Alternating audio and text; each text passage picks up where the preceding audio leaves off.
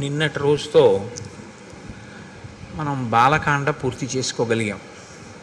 శ్రీరామాయణ అంతర్గతమైనటువంటి బాలకాండ పూర్తి చేసి ఈనాడు అయోధ్యకాండలోకి ప్రవేశిస్తున్నాం.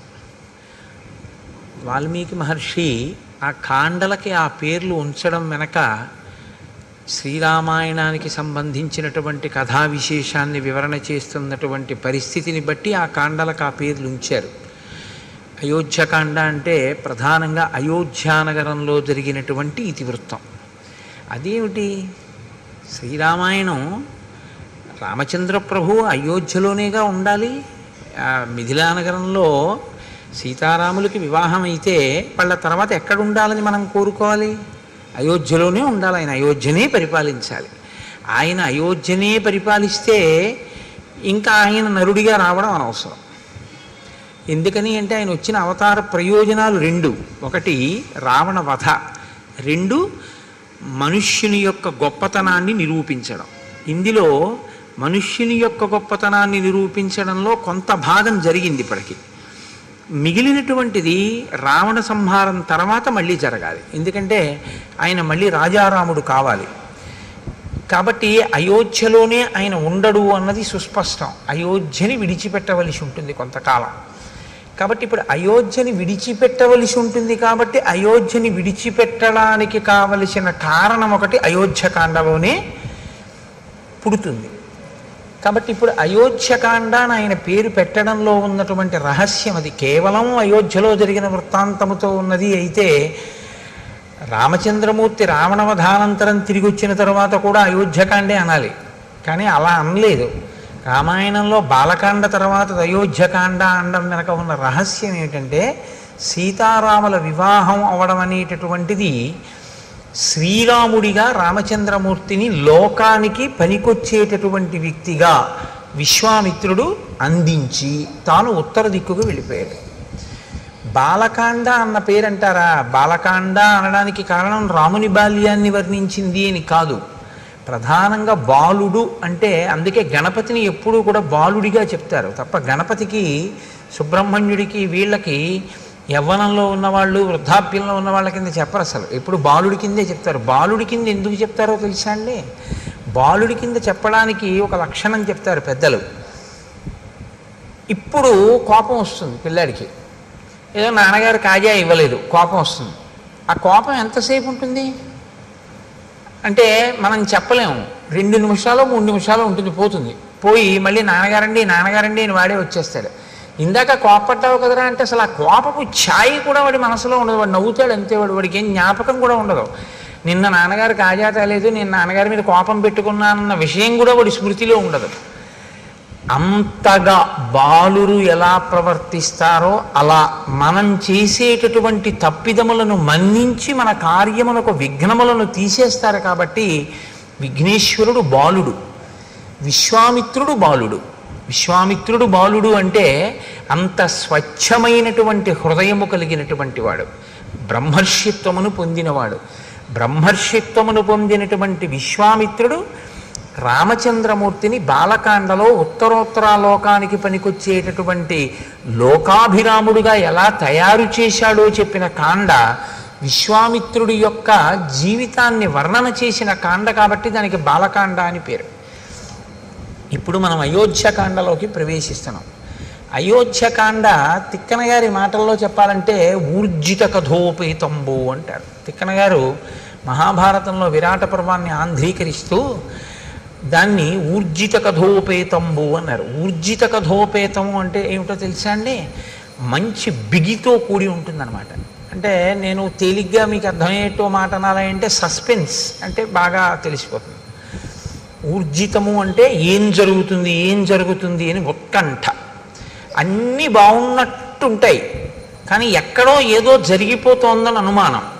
ఇది ఎటువైపు నుంచి వస్తుంది అన్నది తెలియదు. సాఫీగా నడిచిపోతున్నటువంటి కథ ముడిపడడం మొదలవుతుంది. ముడిపడి ఇది ఎక్కడ తేలుతుంది ఎలా తేలుతుంది అని శ్రోతయందు ఒక ఉత్కంఠని సృష్టిస్తుంది.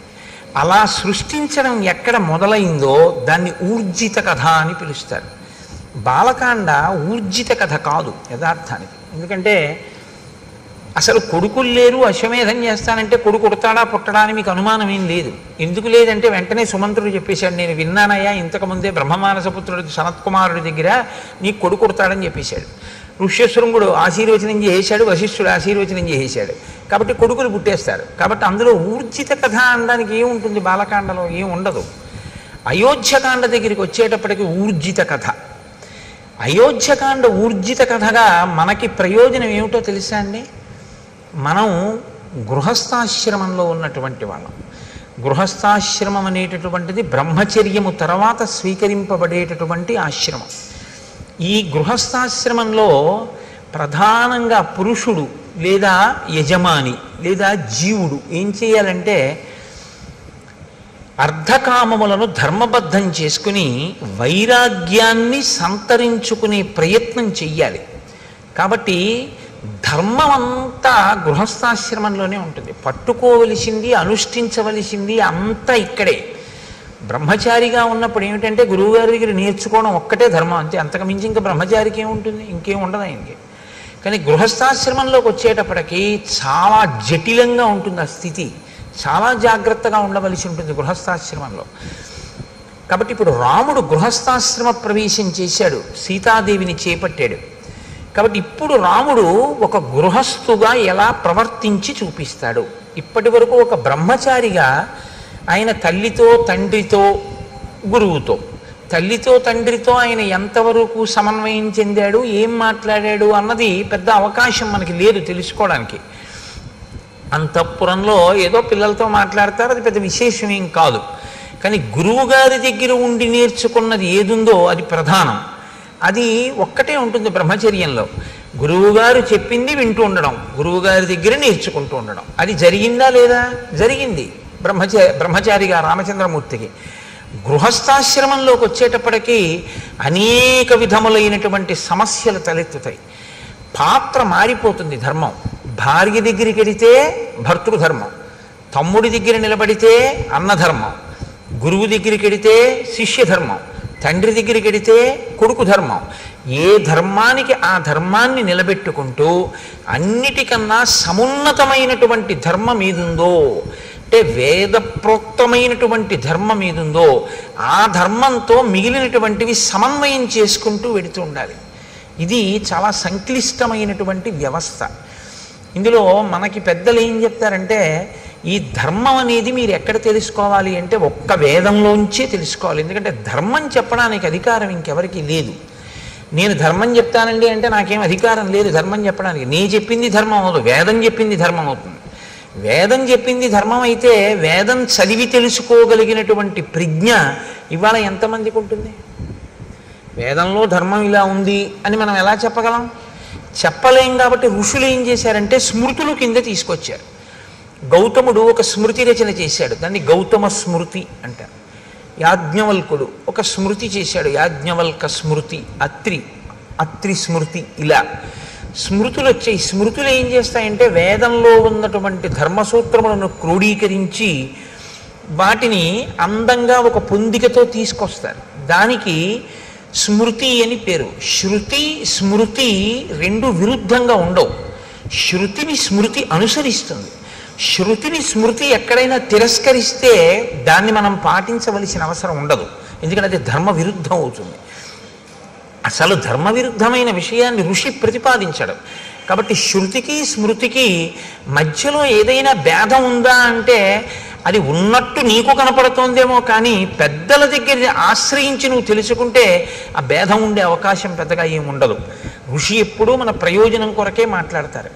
కాబట్టే రఘువంశ కావ్యంలో కాళిదాస్ గారు మాట అంటాడు, వేదాన్ని స్మృతి ఎలా అనుసరించిందో అలా నందినీ ధేనువుని దిలీప మహారాజు అనుసరించాడు అన్నాడు.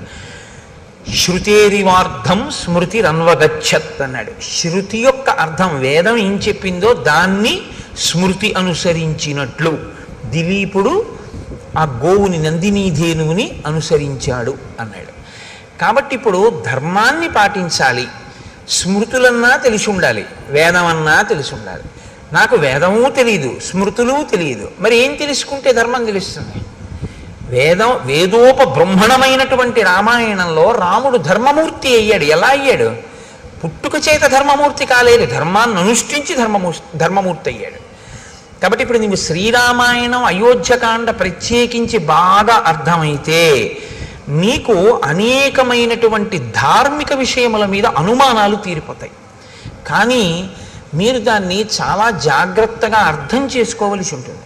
అర్థం చేసుకుంటే మాత్రం అసలు గృహస్థాశ్రమంలో ఎలా బ్రతకాలి, ఎలా ఉంటాయి విషయాలు అన్నదాన్ని అసలు అయోధ్యకాండ ఆవిష్కరించినట్లుగా శ్రీరామాయణంలో మిగిలిన కాండలు చూపించలేవు. ఎందుకంటే సుందరకాండ ఉపాసన కాండ, అయోధ్యకాండ గృహస్థాశ్రమ ధర్మములను వివరించేటటువంటి కాండ. అందుకే అయోధ్యకాండ ప్రధానంగా ఎవరు విని తీరాలి అంటే గృహస్థాశ్రమంలో ఉన్నటువంటి వాళ్ళందరూ వినాలి, గృహస్థాశ్రమంలోకి వెళ్ళే వాళ్ళందరూ వినాలి. అంటే మినహాయింపు ఎవరికి ఉంటుంది? బహుశः ఉంటే శ్రీరామాయణాన్ని ఆదరణతో వినేటటువంటి సన్యాసికి తప్ప మిగిలిన వాళ్ళందరూ వినవలసింది. అంత గొప్ప కాండ అయోధ్యకాండ. కాబట్టి ఊర్జిత కథోపేతంబు ఇక్కడే రసకందాయంగా ఉంటుంది. అంటే కథ ఒక కొత్త పుంత తొక్కి అవతార ప్రయోజనం వైపుకి నడుస్తుంది. అది ఎలా నడుస్తుందో, ఎంత గమ్మత్తుగా నడుస్తుందో మీరు ఇప్పుడు అవధరించేటటువంటి ప్రయత్నం చేద్దురు. కానీ నిన్నటి రోజున మీతో నేను ఒక మాట అని పూర్తి చేశాను. అన్ని ఋతువుల యందు సుఖములను అనుభవించారు సీతారాములు అంటూ నేను బాలకాండని పూర్తి చేశాను. అన్ని ఋతువుల యందు సుఖమును అనుభవించుట, ఈ మాట కొంచెం జాగ్రత్తగా మీరు పట్టుకోవాలి. మీకు సుఖంగా ఉందా అండి అంటుంటారు. ఈ ఫ్యాన్ పెట్టి మీకు సుఖంగా ఉందా అండి అంటారు. అంటే మీరు బాగా గుర్తుపెట్టుకోండి, అది ద్వంద్వము అని గుర్తు. ఖ అంటే ఆకాశం, సంస్కృతంలో ఖ అంటే ఆకాశం. ఆకాశానికి మార్పు ఏమి ఉండదు అసలు, అది ఎప్పుడు అలాగే ఉండదు. దానిలో మబ్బులు వచ్చాయనుకోండి, మీకు ఇప్పుడు ఆకాశము మేఘావృతమైంది, ఆకాశంలో మబ్బులు తొలగిపోయాయి అనుకోండి, ఆకాశము నిర్మలంగా ఉంది. ఆకాశం ఏమైనా మారిందా? ఆకాశం ఏం మారలేదు. మబ్బులు కమ్మాయి, మబ్బులు పోయాయి. ఖ అంటే ఆకాశం, సు ఖ అంటే మనస్సు, ఖ అంటే ఆకాశం, సు ఖ అంటే బాగున్నట్టు నీకుంటే సుఖ. ఆ సు కాసేపటికి బాగుండనట్టు అనిపిస్తే దుఃఖ. ఖ అలాగే ఉంది, ముందున్న సు మారింది, దు మారింది, అంతే. ఇది పట్టుకోవడమే వైరాగ్యం వైపు వెళ్ళడానికి మొదటి మెట్టు. ఎందుకంటే సు ఎప్పుడూ సుగా ఉండిపోయింది అనుకోండి, సత్యమై కూర్చుంటుంది. అంటే మీకు నేను ఉదాహరణ చెప్పాలి అంటే, నేను అయోధ్యకాండ రాత్రి 11 అయినా చెప్తున్నాను అనుకోండి, మీకు సు దు అవుతుంది. ఎందుకంటే 6:30కి మొదలెట్టింది బాగుంటుంది, 8:30 తర్వాత కొంచెం సు చెరగడం మొదలవుతుంది. 10 అంటే నాకు మీ విషయంలో అలా అనిపించట్లేదు, ఎందుకంటే ఎంత చెప్పినా వింటున్నారు. రాత్రి 12కు కూడా నేను చెప్పడం మొదలెట్టాను అనుకోండి, ఏమో దు అవుతుందేమో, ఇదేంటి వీడి వదిలిపెట్టడా ఏమిటి మన్నని. కాబట్టి అప్పటి వరకు బాగున్నది అప్పుడు ఎందుకు బాగోలేదు అంటే, అప్పటికి కావలసినటువంటిది ఒకటి ఆవశ్యకమైపోయి దానికి ఇది ప్రతిబంధకం అయిపోయింది. అప్పుడు ఈ సు దు అవుతుంది. ఈ సు దు రెండు తీసేసి ఖాగా ఉండిపోయాడు అనుకోండి, వాడే జ్ఞాని, అంతే. ఇది మీరు పట్టుకోవడంలోనే ఉంటుంది. కాబట్టి అన్ని ఋతువులలోనూ సుఖం అనుభవించేది అంటే, ఆయా ఋతువులలో ఏది తీసుకుని ఎలా ఉంటే సంతోషంగా ఉంటుందో అలా వాళ్ళు ఉన్నారు. శీతాకాలంలో ఏసీ వేసుకు పడుకున్నాడు అనుకోండి, పిచ్చాడు అనుకుంటారు. వేసవి కాలంలో ఏసీ వేసుకు పడుకుంటే సుఖంగా ఉందంటాడు. అంటే ఏ ఋతువులో దేన్ని వాడుకుంటే మనస్సుకి సంతోషంగా ఉంటుందో అలా వాళ్ళు గడిపారు. అంటే సీతారాములు సంతోషంగా ఉన్నారా? మీకు అనుమానమా? అన్ని ఋతువులలోనూ సంతోషంగా ఉన్నారంటే 365 రోజులు సంతోషంగానే ఉన్నారు. ఇప్పుడు ఈ సంతోషానికి అడ్డేదైనా వచ్చిందనుకోండి, బాగా గమనించండి నేను చెప్పే మాటని. ఇప్పుడు ఈ సంతోషానికి అన్ని ఋతువులలో సీతారాములు సంతోషంగా ఉన్నారు. ఇప్పుడు సీతారాములు అడవికి వెళ్ళిపోతారు. పెద్ద విచిత్రం ఏంటంటే, మీకు తెలియదా నాకు తెలియదా, నేను దాచిపెట్టవలసిన అవసరం ఏముంది అందులో, నేను దాచిపెడితే మాత్రం మీకు తెలియదా? అడవికి వెళ్ళిపోయారు. అడవికి వెళ్ళిపోతే మీరు నేను ఏం చేస్తామంటే ఇలా వేళ్ళు విరిచి అయ్యయ్యయ్యో ఎంత పని చేసిందండి మందర, ఎంత పని చేసిందండి కైకమ్మ, రాముడు అడవికి వెళ్ళిపోయాడు, పాపం ఎంత కష్టపడుతున్నాడో అంటాం. ఆయనకి అది సూ కాదు దూ కాదు, ఆయన అందుకని నవమి నాడు పుట్టాడు. ఆయన ఏమంటాడంటే, మా నాన్నగారిని సత్యంలో నిలబెట్టి నా ధర్మాన్ని నేను పోషించాను కాబట్టి నాకు సంతోషం అంటాడు. మీకు దుఃఖంలా కనపడుతున్నది రాముడికి దుఃఖం కాదు. అది రాముడికి దుఃఖం అయితే రామాయణం నేను చెప్పక్కర్లేదు, మీరు వినక్కర్లేదు. ఆయనకి ధర్మం కావాలంతే. ధర్మం పట్టుకుని ఉంటే ఆయనకి సంతోషం.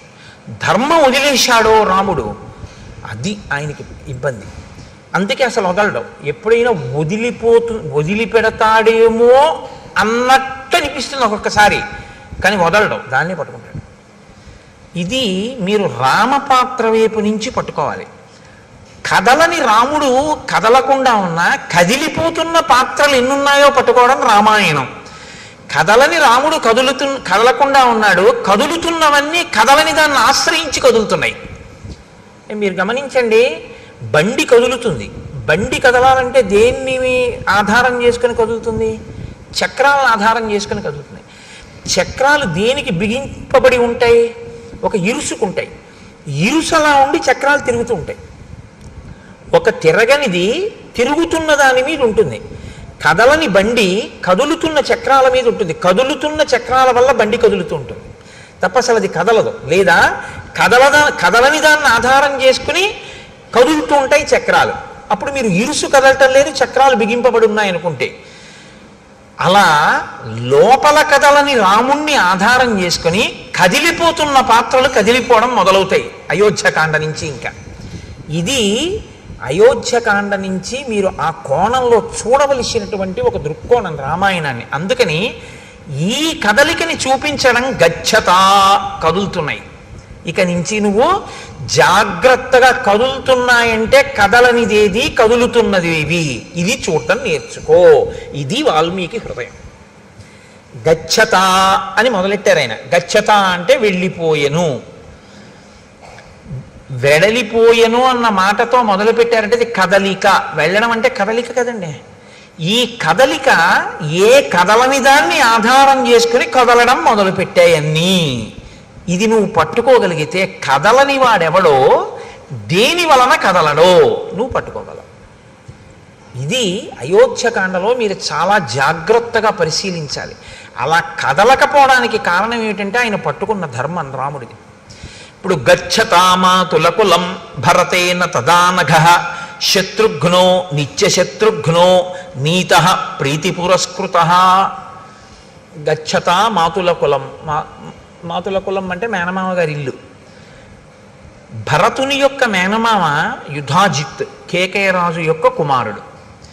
యుధాజిత్ పెళ్లికే వచ్చాడు. జనక మహారాజు గారి యొక్క నగరానికి, మిథిలా నగరానికి వచ్చాడు.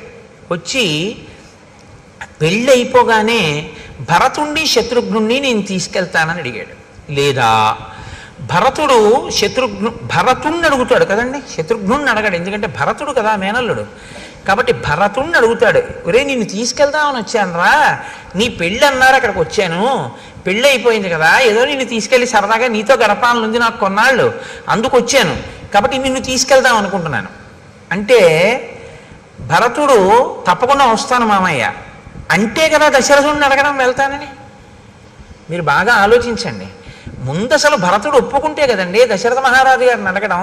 దశరథ మహారాజు గారు భరతుడిని పిలిచి నువ్వు మీ మేనమామ ఇంటికి వెళ్ళిపోని అనరు. ఎందుకనరు? ఒక్కటే కారణం, కొత్తగా పెళ్ళయింది. తన భార్యతో కలిసి వచ్చాడు అయోధ్యకి, మాండవితోటి. శత్రుఘ్నుడు శృతకీర్తితో వచ్చాడు. పిలిచి ఒరే మీ ఇద్దరు మేనమామ ఇంటికి వెళ్ళండి రా అని ఎందుకంటాడు ఆయన మధ్యలో? అనడు. కాబట్టి ఇప్పుడు యుధాజిత్తు భరతుడిని అడిగాడు, భరతుడు దశరథుడిని అడిగాడు, దశరథుడు వెళ్ళన్నాడు. ఇది ఊర్జిత కథోపేతంబు. అలా అంటాడా ఏ తండ్రి అయినా? ఇప్పుడేమిట్రా మేనమామ ఇంటికి, మొన్ననే కదా పెళ్ళయింది, కొత్తగా నలుగురు వచ్చారు, కోడళ్ళు, ఏదో సంతోషంగా ఉన్నాం కదా, ఇప్పుడు నువ్వు వెళ్ళిపోతానంటే ఏమిటి? పైగా మీరు ఆలోచించండి, భరతుణ్ణి దశరథుడు పంపించేశాడు అనుకోండి. బాగా ఆలోచించండి మీరు. భరతుణ్ణి సరే వెళ్ళు మేనమామ ఇంటికి అన్నాడు. రాముడు సీతమ్మతో, లక్ష్మణుడు సుమిత్రతో, శత్రుఘ్నుడు శృతకీర్తితో అక్కడే ఉంటారు.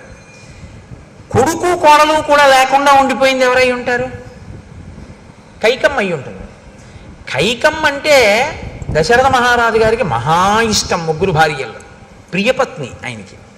ఇప్పుడు ప్రియపత్ని దగ్గరికి ఆయన రోజు రాత్రి అక్కడికే వెడతాడు, పెద్ద భార్య దగ్గరికి కూడా వెళ్ళాడు. కౌసల్య చెప్పింది ఆ మాట. కైకమ్మ దగ్గరికి వెడితే కైకమ్మ ఏముంటుంది, ఏమండే వాడినేమో మీరు పంపించేశారు, ఇల్లు చిన్నపోయింది, కొడుకు లేడు కోళ్ళు లేదు, వాళ్ళిద్దరూ సంతోషంగా ఉన్నారు, నేను చూడండి ఎలా ఉన్నానో అంటుందా? అందా? కాబట్టి కైకమ్మను అడగకుండా సరే నువ్వు వెళ్ళిపో అంటాడా? అన్నాడు. భరతుడు ఏం చేశాడు? సరే మామయ్య నీతో వచ్చేస్తానని తను వెళ్ళిపోయాడు.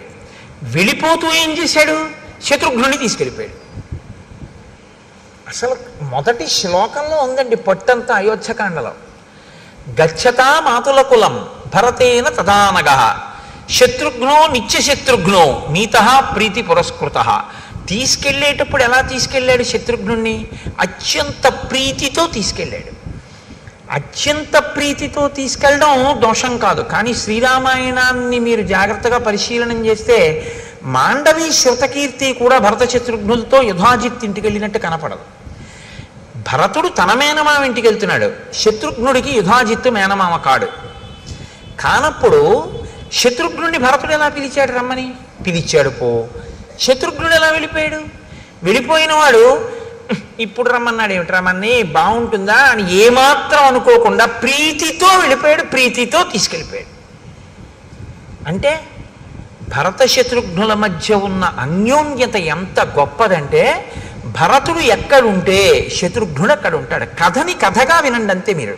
నేను అదే మీకు మనవి చేసింది, శ్రీరామాయణాన్ని మీరేం పెద్ద చిలవల పలవలు చెయ్యక్కర్లేదు, కథని కథగా వినండి, అది అమృత ఫలం అంతే. ఎందుకంటే అది జరిగిన కథ, వాల్మీకి మహర్షి ఆచమనం చేసి దర్శనం చేసి రాశారు. మళ్ళీ మీరెందుకు దానికి కొత్త వన్నెలద్దడం ఏం అక్కర్లేదు, ఉన్నవి వినండి చాలు.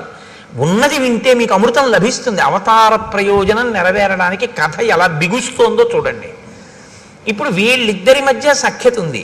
మిగిలిపోయిన వాళ్ళిద్దరు ఎవరు? రామలక్ష్మణులు మిగిలిపోయారు. వాళ్ళిద్దరు ఎక్కడున్నారు? అయోధ్యలో ఉన్నారు.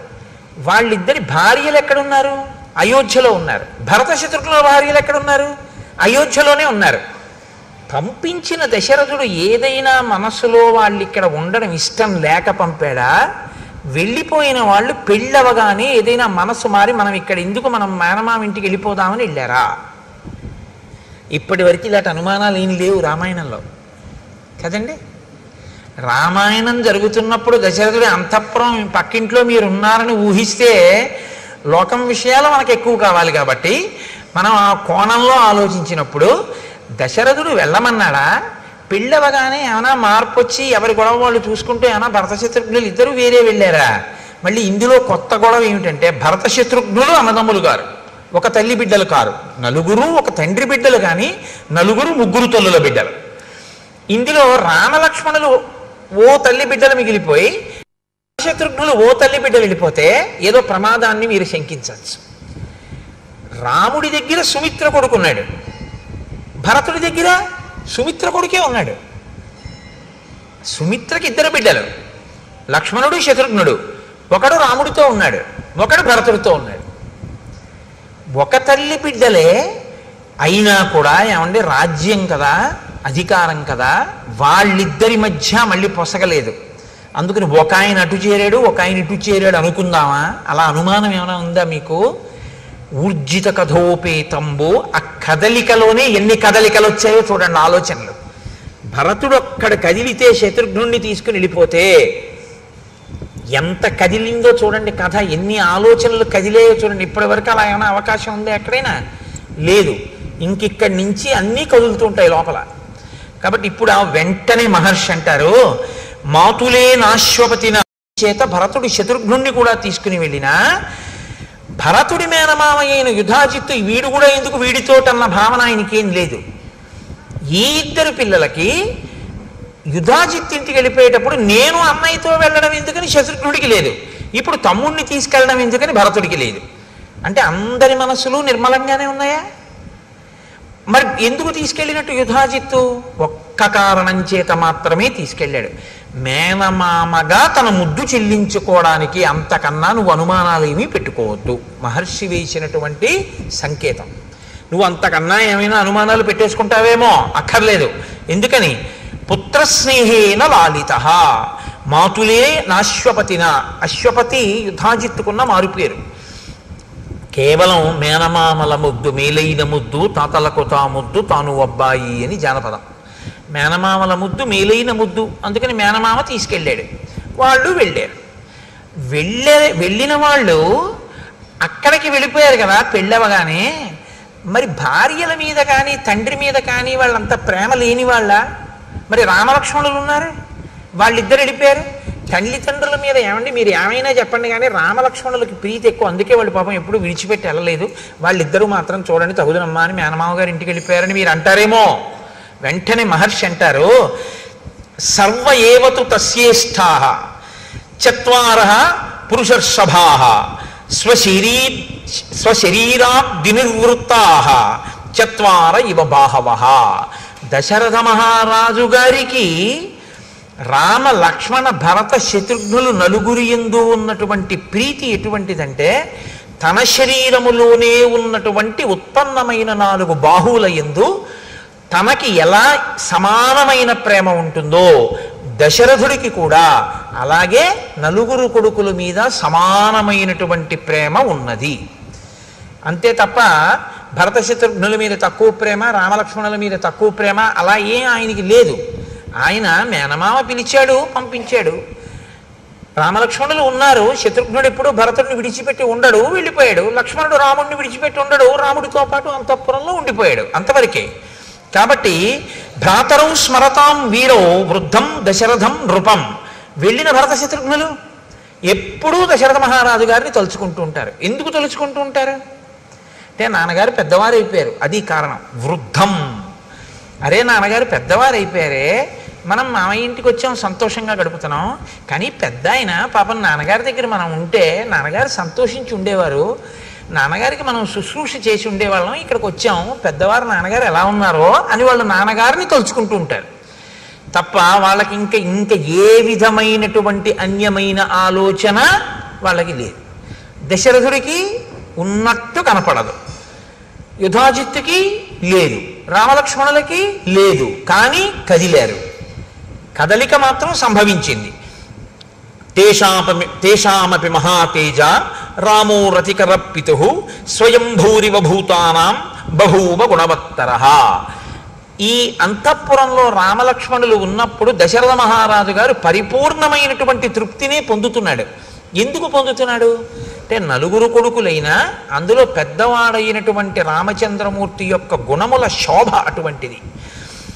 మహాతేజ, గొప్ప తేజోవంతుడు. రామో రతికర పితుః, తండ్రికి సర్వకాలముల యందు తృప్తిని కలిగించేటటువంటి మనస్తత్వం ఉన్నవాడు. స్వయంభూరివ భూతానాం బభూవ గుణవత్తరః, ఆయన పరాక్రమశాలి, పైగా అందరి చేత కూడా అన్ని భూతములకు కూడా ప్రీతిపాత్రుడు. అటువంటి రాముడు అంతఃపురంలో ఉన్నాడు. సహి రూపోపపన్నశ్చ వీర్యవాననసూయకః భూమా వనుపమ సూనుః గుణైర్దశరథోపమః. ఆయన గొప్ప రూపవంతుడు రామచంద్రమూర్తి, వీర్యవంతుడు అన్న మాటని మీరు కొంచెం జాగ్రత్తగా అర్థం చేసుకోవాల్సి ఉంటుంది. వీర్యవాన్ అని సంస్కృతంలో ఎందుకంటారంటే, వీర్యవాన్ అంటే అర్థం ఏంటంటే, శత్రువులతో యుద్ధం చేసేటప్పుడు తాను లోపల ఏ విధంగానూ నీరసపడకుండా, అంటే 1000 మంది వచ్చి మీద పడ్డారనుకోండి, కొట్టేస్తే మళ్ళీ 1000 మంది వచ్చారనుకోండి, ఇలా ఎంతసేపు యుద్ధం చేయని ఇలా వచ్చి మీద పడుతూనే ఉన్నారని లోపల తాను కుందకుండా ఎంతో ప్రీతితో రెట్టించిన ఉత్సాహంతో లోపల తనని తాను నిలబెట్టుకుంటూ ఎదుటివాడితో పోరాటం చెయ్యగలిగినటువంటి వీరుణ్ణి వీర్యవాన్ అని పిలుస్తారు. కాబట్టి అటువంటి వీర్యవంతుడైన అనసూయకః, ఇతరుల మీద అసూయతో ఉండేటటువంటి లక్షణం ఉన్నటువంటి వాడు కాడు. భూమా అనుపమ సూనుః, ఈయన పోల్చి చెప్పడానికి వీలు లేనటువంటి కుమారుడు. గుణైర్ దశరథోపమః, దశరథుని యొక్క కుమారుడైనటువంటి రామచంద్రమూర్తి అన్ని గుణముల చేత శోభించి అందరి యొక్క మన్ననలను పొంది ఉన్నాడు. అంటే ఇప్పుడు మీరు ఒక విషయాన్ని గుర్తుపెట్టుకోవాలంటే, రాముడు పుట్టినప్పుడు ఇవన్నీ చెప్పారు కదా, ఇప్పుడు ఎందుకు చెప్తున్నారు ఇప్పుడు మళ్ళీ అయోధ్యకాండలో ఇది మహర్షి ఊరకనే చెప్తున్న మాటలు కావు. ఇప్పుడు రాముడు పెద్దవాడయ్యాడు, ఇప్పుడు రాముడు యవ్వనంలో ఉన్నాడు, ఇప్పుడు రాముడు గృహస్థాశ్రమంలో ఉన్నాడు, ఇప్పుడు రాముడు భార్యాయుతుడై ఉన్నాడు, ఇప్పుడు రాముడు పెద్దవాడయ్యాడు. పెద్దవాడైనటువంటి రాముడు తన గుణముల చేత ప్రజలతోటి ఏమనిపించుకుంటున్నాడు? పెద్దవాడైన రాముడు గురువుల యొక్క హృదయంలో ఎలా ఉన్నాడు? పెద్దవాడైన రాముడు బ్రాహ్మణుల యొక్క హృదయంలో ఎలా ఉన్నాడు? పెద్దవాడైన రాముడు విద్వాంసుల హృదయంలో ఎలా ఉన్నాడు? పెద్దవాడైన రాముడు ఏమీ తెలియనటువంటి ఆడవాళ్ళ యొక్క మనసులలో ఎలా ఉన్నాడు? ఆడవాళ్ళ మనసులలో అన్న మాట నేను ప్రత్యేకంగా ఎందుకంటున్నానంటే, వాళ్ళు కేవలం ఇంటికి పరిమితమై కేవలం భర్తని అనుగమించేటటువంటి పాతివృత్యము కలిగినటువంటి స్త్రీలు కాబట్టి అసలు పరపురుషుడి గురించి ఆలోచనే ఉండదు. అటువంటి వాళ్ళు తన భర్త తన బిడ్డల గురించి మాత్రమే ఆలోచించే లక్షణం ఉండేటంతగా శుద్ధమైన మనస్సుతో ఉండేటటువంటి తరుణ వయస్సులో ఉన్న స్త్రీలు, అంటే యవ్వనంలో ఉన్నవారు వృద్ధులైన వారు కూడా రాముడి గురించి ఏమనుకుంటుంటారు. ఇది రాముడు యవ్వనంలోకి వచ్చే లోపల గెలుచుకున్న మనసుల యొక్క స్థితి. ఎంతమందితో ఆయన సమన్వయమయ్యాడో, ఎంతమంది మనసు చూరగొన్నాడో, ఎంతమంది మనసు చూరగొనలేకపోయాడో మీరు చూడాలి. ఎందుకంటే మీరు ఒకటి చూడండి, లోకంలో ఏ ఒక్కడు అందరి మనసు చూరగొనడం అనేటటువంటిది సంభవం అయ్యే విషయం ఎప్పుడూ కాదు, ఎప్పుడూ కాదు, రాముడికి కూడా కాదు. మీరు చాలా జాగ్రత్తగా చెప్పాలి ఆ మాట. ఎందుకో తెలుసా? మహర్షి ఈ సర్గలో ఏం చెప్తారంటే, రాముణ్ణి మెచ్చుకోని వాడు లేడు అని చెప్తారు. కొన్ని సర్గలు దాటగానే ఎవ్వరికీ కనపడనన్ని అవగుణములు మందరికి కనపడ్డాయి. అంటే ఉన్నదా లేదా ఒక్కతైనా? ఆ తర్వాత ఆయన వల్ల భయపడవలసిన స్థితిగా కైకమ్మకి కనపడింది. ఒకరిద్దరయ్యారా లేదా? కాబట్టి మీ ప్రయత్నంతో మీరు గెలుచుకోవడం సాధ్యం కాదు. మీ మంచితనాన్ని అర్థం చేసుకోగలిగిన స్థితి కూడా లోకానికి ఉండాలి. అప్పుడు మీరు అందరితో మంచివారు అనిపించుకుంటారు. కానీ నేను ఏ తప్పు చేశానని నన్ను చెడ్డవాడన్నాడండి అని మీరు బాధపడకూడదు. ఎందుకంటే అది వాళ్ళ సంస్కారం, అంతే. మీరేం చేస్తారు దానికి? రాముడు అంత జాగ్రత్త తీసుకున్నాడు. ఊరుకున్నాడా రజకుడు? ఎక్కడో ఏడాది పాటు సీతమ్మ తల్లిని రావణాసురుడు కొలువుకూటంలో ఉన్నదాన్ని తీసుకొచ్చి ఏలుకున్నటువంటి వెర్రి రాముడు నేను అటువంటి వాణ్ణి కానన్నాడు. అన్నాడా లేదా? అగ్ని పరీక్ష చేస్తే మాత్రం ఊరుకున్నాడా? అనేవాడు అంటూనే ఉంటాడు. ఆ అన్నవాడు ఎన్నాళ్ళు అన్నాడని అడిగారు. పుర్రె మారిపోయిందేమో కానీ వాడికి ఆ వాచాలత్వం అలవాటు ఉండిపోయి ఆయన ద్వాపరయుగం వరకు అంటూనే ఉన్నాడు. ఆఖరికి కృష్ణుడు కనబడితే కూడా అన్నాడు. అంటే అప్పుడు పక్కనున్న బలరాముడు అన్నాడు, ఈ అలవాటు ఇవ్వాల్టిది కాదన్నాయా, నువ్వు రాముడుగా ఉన్నప్పటి నుంచి ఉందిరా తమ్ముడు. అప్పుడు ఇలాగే వాగాడు వదిన మీద. ఇహ ఈ పుర్రె తనంత తాను మారదు, ఈ పుర్రె నువ్వు పగలగొట్టే అన్నాడు. అంటే అప్పుడు కృష్ణుడు పగలగొట్టేశాడు ఆ పుర్రె. అంత మౌఢ్యంతో ఉంటారు ఒక్కొక్కళ్ళు. కాబట్టి వాళ్ళకి మీరు మంచి అవ్వాలి అని మీరు కోరుకోకూడదు కూడా. మీరు ధర్మపదంలో ఉన్నారా లేరా? అంతేగాని నాకు 198 మందే మంచివారు అన్నారండి, 2 ఓట్లు రాలేదని దాని గురించి బాధపడిపోకూడదు. అలా ఉండదు లోకంలో. ధర్మాన్ని మీరు పట్టుకున్నారా లేదా అంతవరకు. కాబట్టి నతు నిత్యం ప్రశంతాత్మ మృదుపూర్వంతు భాషతే ఉచ్యమానోపి పరుషం నోత్తరం ప్రతిపద్యతే. రాముడి గురించి వినడం అంటే గృహస్థాశ్రమంలో ఉన్నవాడు నేర్చుకోవలసిన విషయాన్ని మీరు పట్టుకోవలసి ఉంటుంది. సతు నిత్యం ప్రశాంతాత్మ, ఆయన ఎప్పుడూ ప్రశాంతమైనటువంటి స్థితిలో ఉంటాడు. ఇది కొంచెం మీరు జాగ్రత్తగా పట్టుకోవాలి. నేను ప్రశాంతంగా ఉన్నానండి, మీరు వచ్చి నన్ను తిట్టారు, నా మనసు పాడైపోయింది. ఇప్పుడు బాగా గుర్తుపట్టండి, నేను మీ తిట్లు పుచ్చుకోలేదు. ఏమైంది? మీరు పాడయ్యారు కదా. ఇన్ని తిట్టినా వాడు చూడరా హాయిగా వెళ్ళిపోతున్నాడు, వాడు ఏం పట్టించుకోవడం, ఇంకా బీపీ మీకే వస్తుంది కదా. అంటే ఏది పుచ్చుకోవచ్చో ఏది పుచ్చుకోకూడదో దాన్ని పుచ్చుకోవలసిన దాన్ని పుచ్చుకోక్కర్లేదనుకున్న దాన్ని పుచ్చుకోక్కర్లేకుండా పక్కగా వదిలేయగలిగిన ప్రజ్ఞ అంటే అది సద్విమర్శ అయి మంచి అయితే పుచ్చుకుని, అప్పుడు అది మీరు తీసుకోవాలి, ఇది మనం మార్చుకోవలసింది అనుకుంటే పుచ్చుకుని మార్చుకుంటారు, బాధపడవలసిన అవసరం ఉంది. ఇది మనం పుచ్చుకోవలసిన అవసరం ఉన్నది కాదు అనుకుంటే మీరు దాన్ని వదిలిపెట్టేస్తారు. ఇప్పుడు బాధపడవలసిన అవసరమే ఉంది. మీరు పట్టుకున్నారో లేదో. అలా ఉంటే మీరు ప్రశాంతాత్మ. అలా కాకుండా మీకు పనికొచ్చేదే చెప్పాడు ఒక ఆయన, ఏమంటే అలా ఉండకండి, కొంచెం మీరు అనుకుంటున్నారు కానీ కాస్త మీరు అలా ఉండడం వల్ల ఇబ్బంది ఉంటుంది, మీరు కొంచెం ఆ పద్ధతి మార్చుకుని ఇలా ఉండండి అన్నాడు. మీరు కొంచెం పరిశీలన చేస్తే నిజమే, నేను అలా చేయడం కన్నా ఇలా చేస్తే బాగుంటుందేమో అనిపించింది, అప్పుడు మీరు అలా చేయండి, ప్రశాంతాత్మ. మీరు నాకు ఆయన చెప్పడం ఏంటి, నాకు నన్ను ఆయన అలా అనడం ఏంటి అని పీక్కున్నారు అనుకోండి, అశాంతాత్మ, అశాంతి. ఇప్పుడు అది మనం పుచ్చుకోవలసింది లేదు, ఆయనకి తెలియదు పాపం, ఏం మాట్లాడాలో తెలియదు, కాబట్టి ఏదో మాట్లాడాలనుకుని మాట్లాడేశాడు అంతే. కాబట్టి దాని గురించి పెద్ద చింత లేదు, వదిలిపెట్టేసి అక్కడతో. ఇప్పుడు ప్రశాంతాత్మ కదా. ఇది మిమ్మల్ని బట్టి ప్రశాంతాత్మ కానీ పక్కవాడిని బట్టి ప్రశాంతాత్మ ఎప్పుడూ ఉండదు. అలా అయితే నేను ఏం చేయాలో తెలుసా అండి, అసలు మనిషి అన్నవాడు కనపడని చోటుకు పారిపోవాలి నేను ప్రశాంతంగా ఉండాలంటే. అది సంభవం అండి గృహస్థాశ్రమంలో. తెల్లారులేస్తే కొడుకుంటాడు, భార్య ఉంటుంది, బిడ్డలు ఉంటారు, పాలవాడు ఉంటాడు, పూలవాడు ఉంటాడు, ఉద్యోగానికి వెడతాం, అధికారులు ఉంటారు, అందరూ ఉంటారు, అందరితోటి సమన్వయం అవ్వాలి. అందరితోనూ సమన్వయం అవుతూ మీరు ప్రశాంతాత్మ. అలా ఉండాలంటే ఇది మీకు రావాలి, మీకు వస్తే మీరు ప్రశాంతాత్మ. రాముడు ప్రశాంతాత్మ, ఇది పట్టుకోండి బాగా. ఇప్పుడు రాముడు ఏది పుచ్చుకోవాలో అది పుచ్చుకుంటాడు, ఇది అక్కర్లేదనుకుని వదిలేస్తాడు. అందుకని ఆయన ఇప్పుడు అలాగే ఉంటాడు.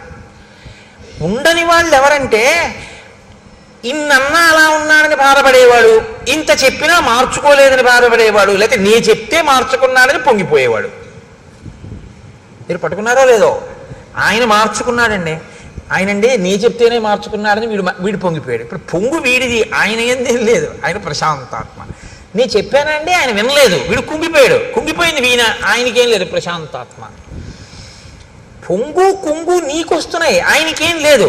రామాయణంలో కదలికలు ఇలా ఉంటాయి, కదలని వాడెవరు, ఇది ఎంత గుంభనంగా చెప్తాయో చూడండి శ్లోకాలు. ఇది రాముడికా మీకు కూడానా?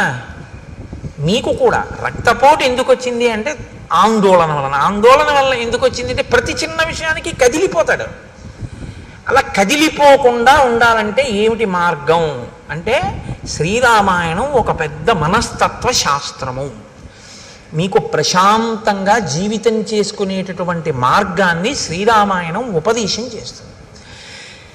అలా ఉండడానికి ఏం చేస్తూ ఉంటాడండి ప్రశాంతాత్మ? మృదుపూర్వంతు భాషతే, చాలా మృదువుగా మాట్లాడతాడు. అదేమి కఠినంగా ఉండదు ఆయన మాట్లాడితే, కానీ ఏమండి చాలా వ్యగ్రతతో లోపల కడుపులో మండిపోయి చెప్పవలసిన మాట చెప్పవలసి వస్తే ఎలా చెప్తాడు, ఏ కేకలేం వేయడైన చక్కగా చెప్తాడు. నా సంకుచిత పంథాహ ఏనవాలి హతోగత అంటాడంతే. వాలి విడిపోయిన మార్గం మూసుకుపోలేదని సుగ్రీవుడికి చెప్పు అంటే, మాట వినకపోతే వాళ్ళ అన్నయ్య ఎటు వెళ్ళాడో అటు వెళ్ళిపోతాడని చెప్పు, అంటే చచ్చిపోతాడని చెప్పు. చక్కగా మాట్లాడతాడు. ఎంత అందంగా మాట్లాడతాడో. ఎవరో సరే ఎందుకులేండి, ఇప్పుడు ఏదో రామాయణం మృదువుగా మాట్లాడుతూ మృదువుగా మాట్లాడేదానికి కఠినంగా మాట్లాడే ఉదాహరణ నేను చెప్పడం ఎందుకు. కాబట్టి మృదుపూర్వంతు భాషతే, మృదువుగా మాట్లాడతాడు కాబట్టి ఆయన లోపల కదలడు. ఒకవేళ నిష్కారణంగా ఎవడో కటువుగా మాట్లాడితే మరి అప్పుడు ఏం చేస్తాడండి? ఉచ్యమానోపి పరుషం నోత్తరం ప్రతిపద్యతే. అవతలవాడు చాలా ఉద్రేకంగా మాట్లాడుతున్నాడు, ఇప్పుడు తాను కానీ మళ్ళీ మాట్లాడితే అది ఖచ్చితంగా ఉద్రేకానికే పెడుతుంది. అప్పుడు ఆయన మాట్లాడు, ఆయన మౌనంగా ఉంటాడు. ఆయన మౌనంగా ఉండి అవతల వాడిని బాగా మాట్లాడనిస్తాడు. ఎంత ఉద్రేకపడగలడో అంత ఉద్రేకపడనిస్తాడు. ఆయన నిశ్శబ్దంగా అవేం పుచ్చుకోడు. పుచ్చుకుంటే కదండి వచ్చిన బాధ. ఇప్పుడు నన్ను తిట్టాలని మీరు అనుకున్నారనుకోండి, అనుకుని నన్ను తిట్టేశారు, కానీ నేను అప్పుడు నిద్రపోతున్నాను, ఏమైనా ప్రయోజనం ఉందా? మీరు తిట్టారని కూడా నాకు తెలియదు. లేచుండి నేను పుచ్చుకోపోయినా అంతే. మీరు 1000 రూపాయలు ఇస్తే నేను పుచ్చుకోలేదనుకోండి, నేను ఆయనకి 1000 రూపాయలు ఇచ్చానండి అని మీరు అనగలరా? నేను పుచ్చుకుంటే కదా మీరు నాకు ఇచ్చినట్టు. మీరు తిట్టారు, మీరు తిట్టానని మీరు అనుకుని ఉద్రేకపడాలంతే, నేను పుచ్చుకుంటే కదా. ఇది రాముని యొక్క స్వభావం. ఇది యథార్థానికి ఏంటంటే రాముడు అలా ఉన్నాడంటే ప్రశాంతాత్మ, నీకు కూడా అలా ఉండాలని ఉందా? రాముడు ఇలా ఉన్నాడు, నువ్వు అలా ఉండు. మార్గాన్ని చెప్తున్నారు మహర్షి.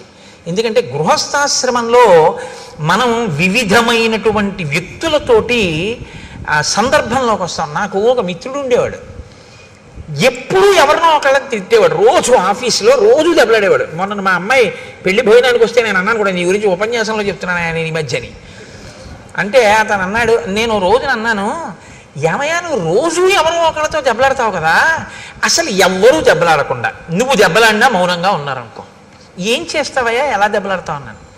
దెబ్బలాడకపోతే నాకు నిద్ర పట్టదండి కోటేశ్వరారు అన్నాడు.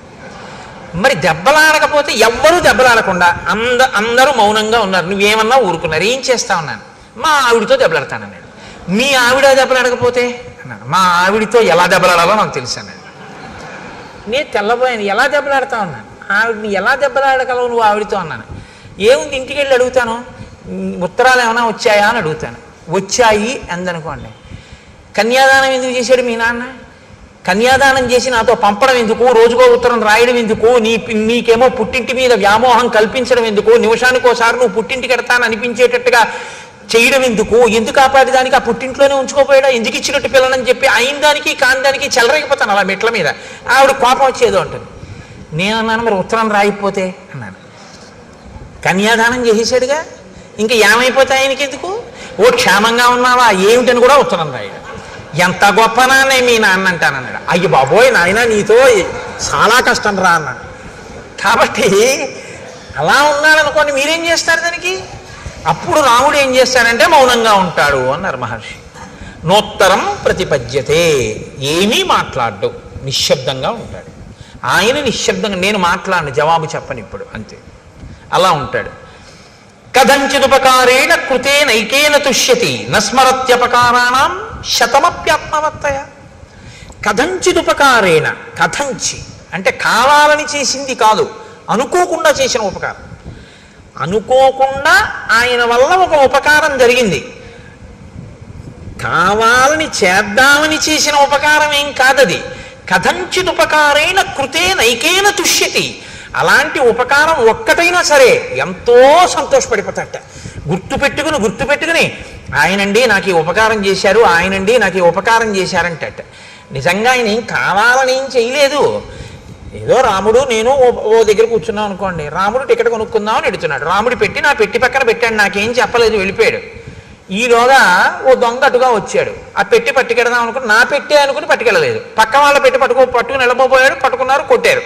కొడుతుంటే అసలు నేను ఆ పెట్టి జోలికి వెళ్దాం అనుకున్నాను, ఆ పెట్టి అటుకుపోతే పోయేది, ఆయన టికెట్ కోసం వెళ్ళాడు, ఆయన పెట్టి అనుకుని నేను ఎత్తుకుపోలేదన్నాడు. ఇప్పుడు రాముడు అనుకుంటాట, నేను ఆయనకి అప్పచెప్పపోయినా నా పెట్టె ఆయన పెట్టె పక్కన పెట్టడం వల్ల నా పెట్టె దొంగతనం కాకుండా రక్షింపబడింది. ఇప్పుడు నేనేమైనా రక్షించానా ఆయన పెట్టెని? ఆయన నాకు అప్పచెప్పాడా, నేను రక్షించానా? నేను రక్షించలేదు. ఆయన పెట్టె నా పెట్టె పక్కన పెట్టాడు, దొంగడు అనుకున్నాడు, రెండు పెట్లు నావనుకుని. నీ చెయ్యాలని చెయ్యకపోయినా ఉపకారం నా వలన అనుకోకుండా ఒక ఉపకారం జరిగినంత మాత్రం చేత దాన్ని తలుచుకో మహానుభావుడు ఎంత ఉపకారం చేశాడో అని కృతజ్ఞతతో పొంగిపోతుంటాట రాముడు. కథంచిదుపకారేణ కృతేనైకేన తుష్యతి నస్మరత్యపకారాణం శతమప్యాత్మవత్తయ. కావాలని 100 అపకారాలు చేశాడు వాడు, చిరునవ్వు నవ్వుతాడు అది గుర్తొచ్చినప్పుడు. ఇచ్చివాడు పాన్లిద్దరూ తెలియనితనం, ఏం చేస్తాం అమాయకత్వం అంటే అంతే. అంతేకాని అది తలుచుకుని వ్యగ్రత పడిపోతాడు, ఎంత పని చేసేశాడని ఓ దాని మీద పీకేసుకుని ఆందోళన పడిపోతా. మీరు చూడండి, రామాయణం విన్నంత తేలిక కాదు. కొందరి ఇళ్లలో ఒకసారి దయానంద సరస్వతి మహారాజ్ దగ్గరికి ఒక ఆవిడ వెళ్ళి ఓ మాట అడిగారు, మీరు భగవద్భక్తి కలిగినటువంటి వాళ్ళ వల్ల ప్రశాంతత ఉంటుందంటారు, మా అత్తగారు ప్రతిరోజు 2 గంటలు పూజ చేస్తుంది, మిగిలిన 22 గంటలు తిరుగుతూనే ఉంటుంది, మరి 2 గంటల పూజ వల్ల ఉపయోగం ఏమిటని అడిగింది ఆవిడ. అంటే దయానంద సరస్వతి అన్నారు, ఆ పూజ వల్ల నువ్వు 2 గంటలు ప్రశాంతంగా ఉండడమే అన్నారు. కాబట్టి శతమప్యాత్మవత్తయ, 100 తప్పులైనా సరే రాముడు పట్టించుకోట, ఆత్మవత్తయ, తాను ఆ స్థితిలో ఉంటాడు కాబట్టి అవతల వాళ్ళ అమాయకత్వాన్ని క్షమించేస్తాడు. మా అబ్బాయి అండి, నేను తొడ మీద కూర్చోబెట్టుకుంటే వాడు లాగి నన్ను లెంపకాయ కొట్టాడు. చిన్న పిల్లాడు, వాడికి ఏం తెలుసు? వాడికి నాన్నగారి గడ్డం చూసాడు, దేవుడు కొత్తగా నాన్నగారి గడ్డం పెంచారనుకున్నాడు, ఆ గడ్డం పట్టుకోపోయి ఓ లెంపకాయ కొట్టాడు. చుర్రమంది నాకు. నేను లాగి లెంపకాయ కొడతానా? ఆ చెయ్యి తీసి అమాయకత్వం తెలియదు పిల్లాడికి.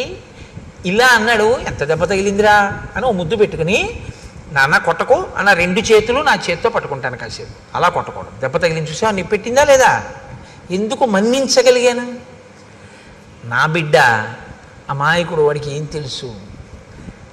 వాడికి ఏం తెలుసు పాపం, పోలేండి ఏదో వాడికి ఏం తెలుసు, ఏదో అలా చేశాడు అన్నారనుకోండి, మీరు ప్రశాంతంగా ఉంటారు. అవతల వాడి యొక్క అజ్ఞానము మన్నింపబడింది.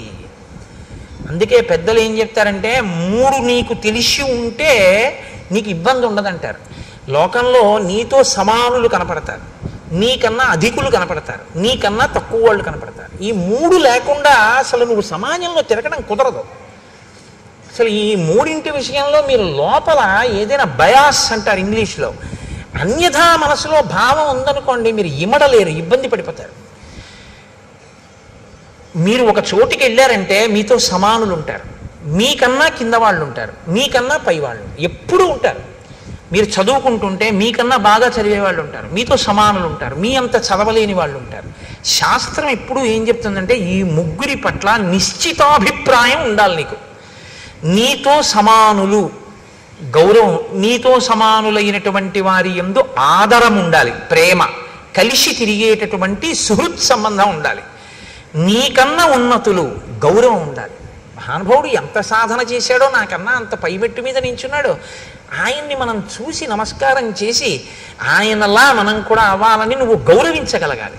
నీకన్నా తక్కువ వాడు ఈశ్వరానుగ్రహంతో ఆయన వృద్ధిలోకి రావాలో కానుకున్నాడు. పాపం అంతగా తెలుసున్నవాడు కాడు, ఆయన వృద్ధిలోకి రావాలన్నారు. ఇప్పుడు మీరు గుర్తుపెట్టుకోండి, మీరు ఎవరితో సమన్వయం అవుతున్నారో ఆ 3 మెట్ల మీద ఉన్నవాళ్ళు కూడా సంతోషంగా ఉంటారు. మీకన్నా పైమెట్టు మీద ఉన్నవాడిని చూసి మీరు భరించలేకపోయారనుకోండి, ఎంత మంచిలోనూ అవగుణాన్ని తీస్తారు. ఇది లోకం యొక్క పోకడ అక్కడే వస్తుంది. ఆయన యందు ఉండదు, నీలో ఉంది ఆ భావన. ఆయన ఉన్నతిని నువ్వు తట్టుకోలేవు, అందుకని మాట్లాడతారు తప్పుగా. నీతో సమానుడు, ఏంటి నాకన్నా గొప్ప అంటాడు, నీకన్నా తక్కువ నైత్య భావన, వాడికి ఏం తెలుసండి అంటాడు. ఇప్పుడు వాళ్ళకేం అవ్వదు, వాళ్ళు అలాగే ఉంటారు. పాడైపోయేది ఎవరంటే నువ్వు. ఇది తెలుసుకుని ప్రవర్తించడం ఆత్మవత్తయా. ఇలా నువ్వు ఉండగలిగితే సమాజము నీ వలన ఆనందాన్ని పొందుతుంది. నువ్వు కూడా సమాజంలో ఎవరితో తిరుగుతున్నా సంతోషంగా ఉండగలుగుతావు. ఇప్పుడు మీరు చెప్పండి, రాముడు సమాజంలో ఈ 3 రకాలుగా ఉన్న వాళ్ళతోటి తిరిగాడని గుర్తు, అందరితోటి ఆయన సమన్వయం అయ్యాడు. కానీ అందరూ రాముడి పట్ల సంతోషంతో ఉన్నారు. ఎందుకని? ఇలా ఉండబట్టి. పెద్ద దోషం ఎక్కడొస్తుందంటే, ఇది నేర్చుకోవాలి.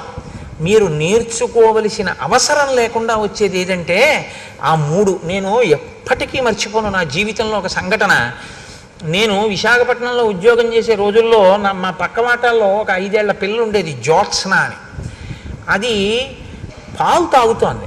పాలు తాగుతూ వేడిగా ఉన్నాయని అక్కడ పెట్టి ఏదో అటు ఇటు తిరగబోయింది, దానికి కాలు తగిలి ఆ గ్లాస్ పడిపోయింది, ఆ పాలు ఒలికిపోయి.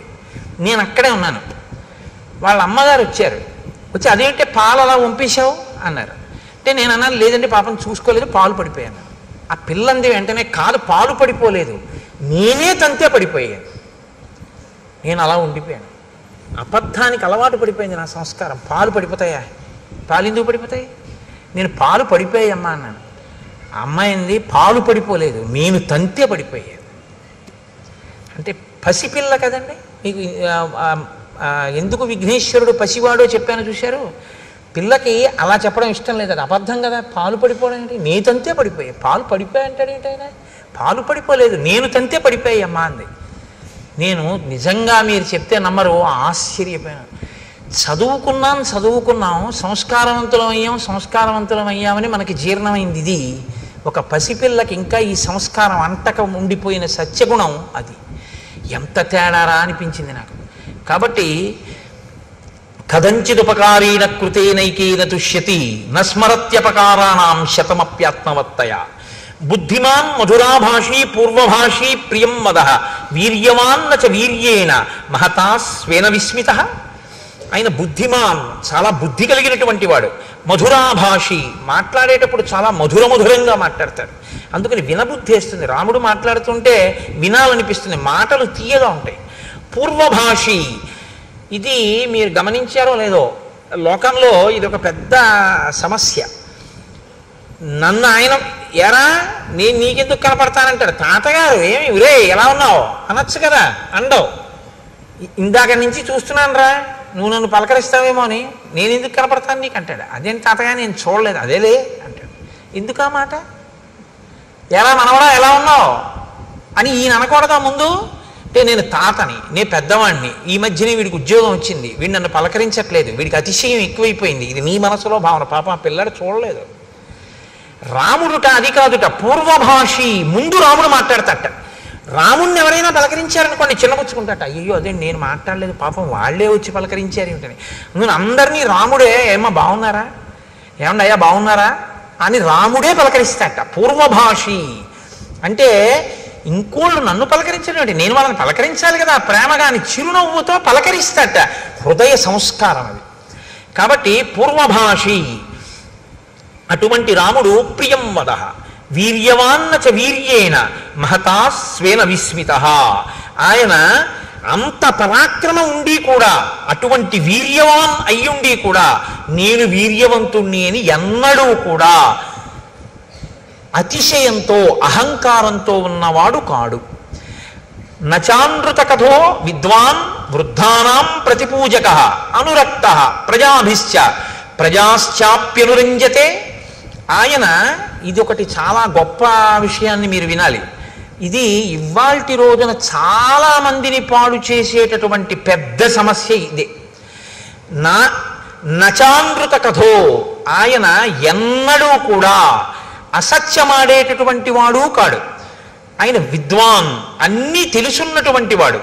వృద్ధానాం ప్రతిపూజక, ఆయన వృద్ధులైనటువంటి వాళ్ళని, జ్ఞానమున్న వాళ్ళని పూజించేటటువంటి లక్షణం ఉన్నవాడు. అనురక్త ప్రజాభిశ్చ, ప్రజల యందు అనురాగం ఉన్నవాడు, ప్రజల చేత ప్రేమింపబడినవాడు. అన్నిటికన్నా గొప్ప విషయం ఏమిటో తెలుసా అండి? నా శ్రేయసిరతో విద్వాన్ నవిరుద్ధ కదారుచి. ఆయన ఎప్పుడూ కూడా నా శ్రేయసి రతో విద్వాన్ న విరుద్ధ కదారుచి. ఏది శ్రేయస్సుని ఇవ్వదో అటువంటి దాన్ని చదవడం పట్ల ఆయనకి అనురక్తి లేదు. ఇవాళ నాకు తెలిసి ఏమంటే ఏదో రామాయణం చెప్పాం, భాగవతం చెప్పామని చాలామంది మాట్లాడుతుంటారు వచ్చి, లేకపోతే ఫోన్ చేస్తూ ఉంటారు. నాకు రామాయణంలో ఈ మాట ఎంత గొప్ప రచన చేశారా మహర్షి అనిపిస్తుంది. ప్రింటింగ్ ప్రెస్లు వచ్చేసాయి. ఈ తెలిసినా తెలియకపోయినా ఏదో పుస్తకం రాసేయడం, రచన చేసేయడం, దాన్ని విడిచిపెట్టేయడం. ఆ పుస్తకం ఏం చేసేస్తోందంటే, తెలిసి తెలియనితనంతో రాసినటువంటి పుస్తకం చాలామంది జీవితాలనే పాడు చేసేస్తాం. తెలిసి తెలియనటువంటి విషయంతో ఉన్నటువంటి పుస్తకాలు, కల్పిత కథలన్నీ కూడా ఏం చేస్తాయంటే మనసుకి ఉద్రేకాన్ని కల్పించేవై ఉంటాయి. అవి యథార్థములు కావు, కానీ ఉద్రేకాన్ని కల్పిస్తాయి, కాసేపు లేకపోతే ప్రసన్నత్వాన్ని కల్పిస్తాయి. అది ఏమైపోతుందంటే మనసు మెల్లిమెల్లిగా దానికి అలవాటు పడిపోతుంది. ఆ కల్పిత కథల్ని చదువుకుంటూ ఉండడం. నువ్వు చదువుకున్నటువంటి చదువు దేనికి పనికి వస్తుందంటే, సత్యము కాని ఒక విషయాన్ని నువ్వు అదే పనిగా చదువుకుంటూ ఆ భ్రాంతిలో గడిపేయడానికి పనికి వస్తుంది. ఏది సత్యమైన విషయమో అది చదువుకోవడానికి నీ చదువు పనికి రావాలి. రాముడు ఎప్పుడు చదివేవాడు కాదుట. అసత్యమైన విషయము అది నాకు శ్రేయస్సుని ఇవ్వదు, అది పనికొచ్చేది కాదు, నా ఉద్ధరణకి పనికిరాదు, రాముడు చదివేవాడు కాడు. పిల్లలకి పుస్తకాలు చదివే అలవాటు చేసేటప్పుడు ఏ పుస్తకాలు చదవాలో అలవాటు చేయాలని చాలా అవసరం. తప్ప ఏదో బుక్ రీడింగ్ అని చెప్పి పనికి మాలిన పుస్తకాలన్నీ చదవడమే అలవాటు చేశారనుకోండి, ఉపయోగం ఏముంటుంది? నేను ఒక్క మాట అంటాను, మీరు నిజాయితీగా ఆలోచించండి. నేను ఎవరిని మనసు ఖేదపరచాలని నేను మాట్లాడటలేదు. మీరు ఇవాళ ఒక 5 రూపాయలు పెట్టి న్యూస్ పేపర్ కొంటే ఒక రోజంతా చదవచ్చు, అంత మెటీరియల్ ఉంటుంది అందులో ఎవరో ఒకళ్ళు ఎంతోమంది మాట్లాడిన ఉంటాయి. ఆ మాట్లాడిన మాటల్లో పనికొచ్చేది మీ జీవితానికి ఆదర్శవంతంగా తీసుకోవలసిన మాట అన్నవి ఎన్ని కనపడుతుంటాయి. ఎంత పొల్లుంటుంది, ఎన్ని పనికొచ్చే మాటలు అందులో ఉంటాయి. కానీ మనం న్యూస్ పేపర్ చదవద్దని నేను అన్ను, న్యూస్ పేపరే జీవితంగా బతుకుతాం. సంధ్యావందనం చేయడం ముఖ్యమా, న్యూస్ పేపర్ చదవడం ముఖ్యమా అంటే ఒక్కసారి పేపర్ చూస్తానంటాడు. ఒక్కసారి పేపర్ చూస్తానని ఇలా పట్టుకున్నవాడు పేపర్ అంతా అయ్యాక 9ంటికి సంధ్యావందనానికి వెళ్తాడు. 9ంటికి సంధ్యావందనానికి వెళ్ళే లోపల నీ మనసు ఏమైపోతుందంటే ఇందులో ఉన్న విషయాలు చదివి నీ పక్షపాతాలకి అనుగుణంగా అది ఉద్వేగం చెందుతుంది. ఆ ఉద్వేగంలో నీ మనసు ధ్యానమునందు కుదురుకోదు. నువ్వు చేసిందే ఉంది అంటే ఏది ముందు చెయ్యాలో ఏది వెనక చెయ్యాలో తెలియకపోవడం, ఏది శ్రేయస్సునిస్తుందో అది ఎక్కువ చదవకపోవడం, ఏది శ్రేయస్సుని ఇవ్వదో దాన్ని చాలా శ్రద్ధగా ఎక్కువసేపు చదవడం. ఏమిటి నువ్వు దానివల్ల నువ్వు పొందుతున్నది ఏమి అన్నావు అనుకోండి, మీకు ఉపకారం ఏమి ఉండదు దానివల్ల, ఏమీ ఉండదు ఉపకారం. వాడు వీడిని అన్నాడు, వీడు వాడిని అన్నాడు, వాడు వీడిని అన్నాడని వీడు వాడిని అన్నాడని మీరు మళ్ళీ కాఫీ తాగి చెప్పుకోవాలంతే. ఏమిటి ప్రయోజనం? ఏమీ ఉండదు. రామాయణంలో రాముడు ఏమన్నాడో చదివావా? ఎప్పుడు చదవడు, ఎప్పుడు టైం ఏదండి అంటాడు. రామాయణం అయోధ్యకాండ చదివారు ఏంటంటే ఎప్పుడన్నా 2-3 సర్గలు అన్నారు అనుకోండి, అబ్బాయి అంత టైం ఎక్కడ ఉంటుందండి నాకంటే. న్యూస్ పేపర్ చదివావా అని అడిగాను అనుకోండి, అసలు న్యూస్ పేపర్ చదవకపోతే నాకు ఆ రోజులా ఉండదండి అంటాడు. అనురక్తి అది పెంచుకోవద్దు. శ్రేయస్సునిచ్చే వాటి మీద నీవు ఎక్కువ సమయాన్ని వెచ్చించడం నేర్చుకో. ఇది మనకి తెలిస్తే యథార్థంగా 42 రోజులు అయ్యేటప్పటికీ ఇది అనుష్ఠానంలోకి వచ్చిందని గుర్తు ఏమిటంటే, రామకోటి రాసేటటువంటి పుస్తకాలు హరిప్రసాద్ గారు ముద్రణ చేసినవి సరిపోకుండా ఉండాలి కదా. సమయం సద్వినియోగం అవుతోంది. నిజంగా రామాయణం విని మార్పు వచ్చిందని గుర్తు ఏమిటంటే, న్యూస్ పేపర్ గంట చదివేది 20 నిమిషాలకి తగ్గించి 40 నిమిషాలు రామకోటికి ఇచ్చేస్తున్నాడని మొదలెట్టారనుకోండి. 40 నిమిషాలు రామకోటి రాసేయడం మొదలు పెడితే హరిప్రసాద్ గారు మళ్ళీ ద్వితీయ ముద్రణకి వెళ్ళాలి ఆ పుస్తకాల కోసం కదా. రామకోటికి పుస్తకాలు రాయబడలేదండి, పుస్తకాలు ఉండిపోయాయి అన్నారనుకోండి, హరిప్రసాద్ గారు కాదు బాధపడవలసింది. సనాతన ధర్మం యొక్క స్థితి ఇలా ఉందన్నమాట, ఇంకా రామాయణం లోకంలోకి జీర్ణం అవ్వట్లేదన్నమాట, ఎక్కడో లోపం ఉంది, ఇంకా కలిపురుష లక్షణం ఉందని మనం బాధపడవలసి ఉంటుంది. అవునా? నన్ను సహృదయంతో అర్థం చేసుకోండి. కాబట్టి ఇది రామచంద్రమూర్తి యొక్క స్థితి. కాబట్టి ఇటువంటి మహానుభావుడు అన్నిటికన్నా అద్భుతమైన విషయం అండి రామాయణంలో. నేను అందుకే మీతో మనవి చేసేది, అయోధ్యకాండలో ప్రతి శ్లోకం మన జీవితానికి అన్వయం అవుతుంది, గృహస్థాశ్రమానికి అన్వయం అవుతుంది, మనని దిద్దుబాటు చేస్తుంది, ఇలా దిద్దుకో నేర్పుతుంది. రాముట్ట ధర్మ కామార్థ తత్వజ్ఞ స్మృతిమాన్ ప్రతిభానవాన్ లౌకికే సమయాచారే కృతకల్పో విశారద. ఆయనకి ధర్మము గురించి, కామము గురించి, అర్థము గురించి బాగా తెలుసు. అసలు పెళ్లి చేస్తే ధర్మేచ అర్థేచ కామేచ నాతి చరామి అంటాడు. ఈమెను నేను అతిక్రమించను ధర్మమునందు, అర్థమునందు, కామమునందు. మిమ్మల్ని నేను మాట అడుగుతాను, చెప్పండి ఈ 3 ఈశలు నిజానికి. ఎందుకంటే మోక్షం పక్కన పెట్టేయండి, చతుర్విధ పురుషార్థాల్లో ధర్మం, అర్థం, కామం. ఇందులో ధర్మం సరే పక్కన పెట్టండి, అర్థము, కామము.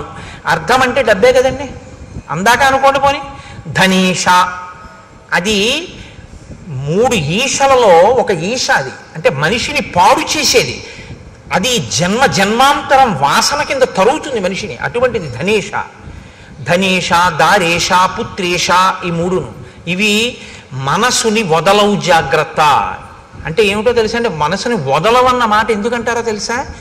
ఇది ఏం చేస్తుందంటే, మీ మనసుని మీరు దేని ఎందు పెట్టారో దాన్నే స్మరిస్తుంది. అది అంత్యకాలమునందు శరీరంలోంచి మనసు వెళ్ళిపోయేటప్పుడు ప్రాణోత్క్రమణం అంటారు. చనిపోవడం అంటే ఏమిటో భాగవతంలో చెప్తారు. మనసు ఏం చేస్తుందంటే ఆఖరణ ఇంద్రియాల్లో ఉన్న శక్తులన్నింటినీ సర్దేసుకుంటుంది గబగబా. అంటే కంట్లో ఉన్నటువంటి చూడగలిగిన శక్తిని వెనక్కి లాగేసి తనతో అంటించుకుంటుంది, చెవికి వినగలిగిన శక్తిని వెనక్కి తీసి తనతో పట్టుకుంటుంది, స్పర్శేంద్రియానికి చర్మానికి ముట్టుకుంటే తెలిసే శక్తిని వెనక్కి లాగేసి పట్టుకుంటుంది. పట్టుకుని ఇప్పుడు ఈ మనసు ఏం చేస్తుందంటే ప్రాణోత్క్రమణంతో, అంటే ప్రాణము ఆఖరి శ్వాస ఎట్నుంచి నిర్గమించిందో ఏ కన్నంలోంచి బయటికి వెళ్ళిపోయిందో అట్నుంచి బయటికి పారిపోతుంది. అది కూడా వెళ్ళిపోయి ఇదే మనస్సు మీరు చిట్ట చివర దేన్ని స్మరించారో అది తీర్పు. పరమేశ్వరుడికి పునర్జన్మ యందు అధికారము లేదు. బాగా గుర్తుపెట్టుకోండి మీరు ఈ విషయాన్ని, బాగా బాగా జ్ఞాపకం చేసుకోండి. మనిషి జీవితంలో గుర్తుపెట్టుకోవలసింది పునర్జన్మ యందు ఈశ్వరునకు అధికారము లేదు. ఈశ్వరుడు ఇవ్వలేడు.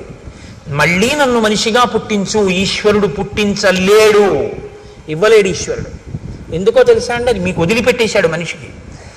నీ పునర్జన్మ నీ చేతిలోనే ఉంచాను. మళ్ళీ పుడతావో మళ్ళీ పుట్టవో ఎటు పోతావో నీ ఇష్టం, నీకు వదిలేశాను. ఎలా వదిలేడో తెలుసా? మనసుకి స్మరణ ఉంటుంది, అందుకే స్మరహ అంటారు. ఎప్పుడు తలుచుకుంటుంది. దేన్ని తలుచుకోవడానికి అది అలవాటు పడిపోయిందో అది ఊపిరి మీద ఆధారపడుతుంది. ఆఖరణ అది దేన్ని స్మరించిందో దాన్ని బట్టి పునర్జన్మిస్తాడు ఆయన. నా మనసు ఎప్పుడూ డబ్బుని స్మరించిందనుకోండి, అర్ధేష హీనోపాధుల్లోకి వెళ్ళిపోతాడు. తేళ్ళు, జర్రిలు, పాములు ఇలాంటి వాటిలో పెడతాడు. దారేష భార్య ఎందు ఉండిపోయింది అనుకోండి, అప్పుడు మళ్ళీ ఆ కాముకత్వం చేతనో ఆమె ఎందుండేటటువంటి ప్రీతి పెరిగిపోవడమో ఏదో జరిగింది అనుకోండి, ఆ భార్య అదే పనిగా స్మరణలోకి వచ్చేసి అదే స్మరణతో విడిచిపెట్టాడు అనుకోండి, ఎక్కడో మళ్ళీ హీనోపాధుల్లోకి వెళ్ళిపోతాడు. ఏ కుక్కో పిల్లో ఏదో వెన్నుపాం అడ్డంగా ఉండేటటువంటి జన్మలోకి వెళ్ళిపోతాడు. ఇలా నిలువుగా తిరగదిగా, మనిషికే అడ్డంగా పుట్టి నిలువుగా తిరుగుతుంది, మిగిలిన వాటికి అడ్డంగా పుట్టి అడ్డంగానే ఉంటుంది. అలాగే పెడతాడు. ఇప్పుడు స్మరణం ఈశ్వరుడు చూస్తాడు. ఆఖరి స్మరణ ఏది చేశాడు చూస్తాడు ఆయన. ఈశ్వరుణ్ణి స్మరించింది మనస్సు, మోక్షం ఇచ్చేస్తాడు. ఈశ్వరుణ్ణి స్మరించడం అంటే ఆఖరణ స్మరిస్తానండి, ఇప్పుడు ఎందుకు ఇవన్నీ అన్నారు. అలవాటు చేసింది ఏదో అది స్మరిస్తుంది, అంతేగాని అప్పుడు స్మరించడానికి ఏం ఓపిక ఉండదు. ఇంకా అప్పుడు మనసు ఏం చేస్తుందంటే నిర్గమిస్తుంది. నిర్గమించడం అంటే గుర్తుపెట్టుకోండి, కళ్ళల్లోంచి, ముక్కుల కన్నాల్లోంచి, చెవుల్లోంచి, నోట్లోంచి, రోమకూపములు కొన్ని లక్షల్లోంచి కూడా నిర్గమిస్తుంది. అంటే వెంట్రుకలు పుట్టిన కన్నాలు ఉంటాయి, అవి కన్నాలే, లేకపోతే చెమట బయటికి ఎలా వస్తుంది లోపల నుంచి? రోమకూపాల్లోంచో అధోముఖంగా అంటే ఊర్ధ్వముఖంగా వెళ్ళదు. ఇక్కడ కపాలం పగిలి వెళ్ళాలి. వెళ్ళింది అంటే వాడికి పునర్జన్మ లేదని గుర్తు.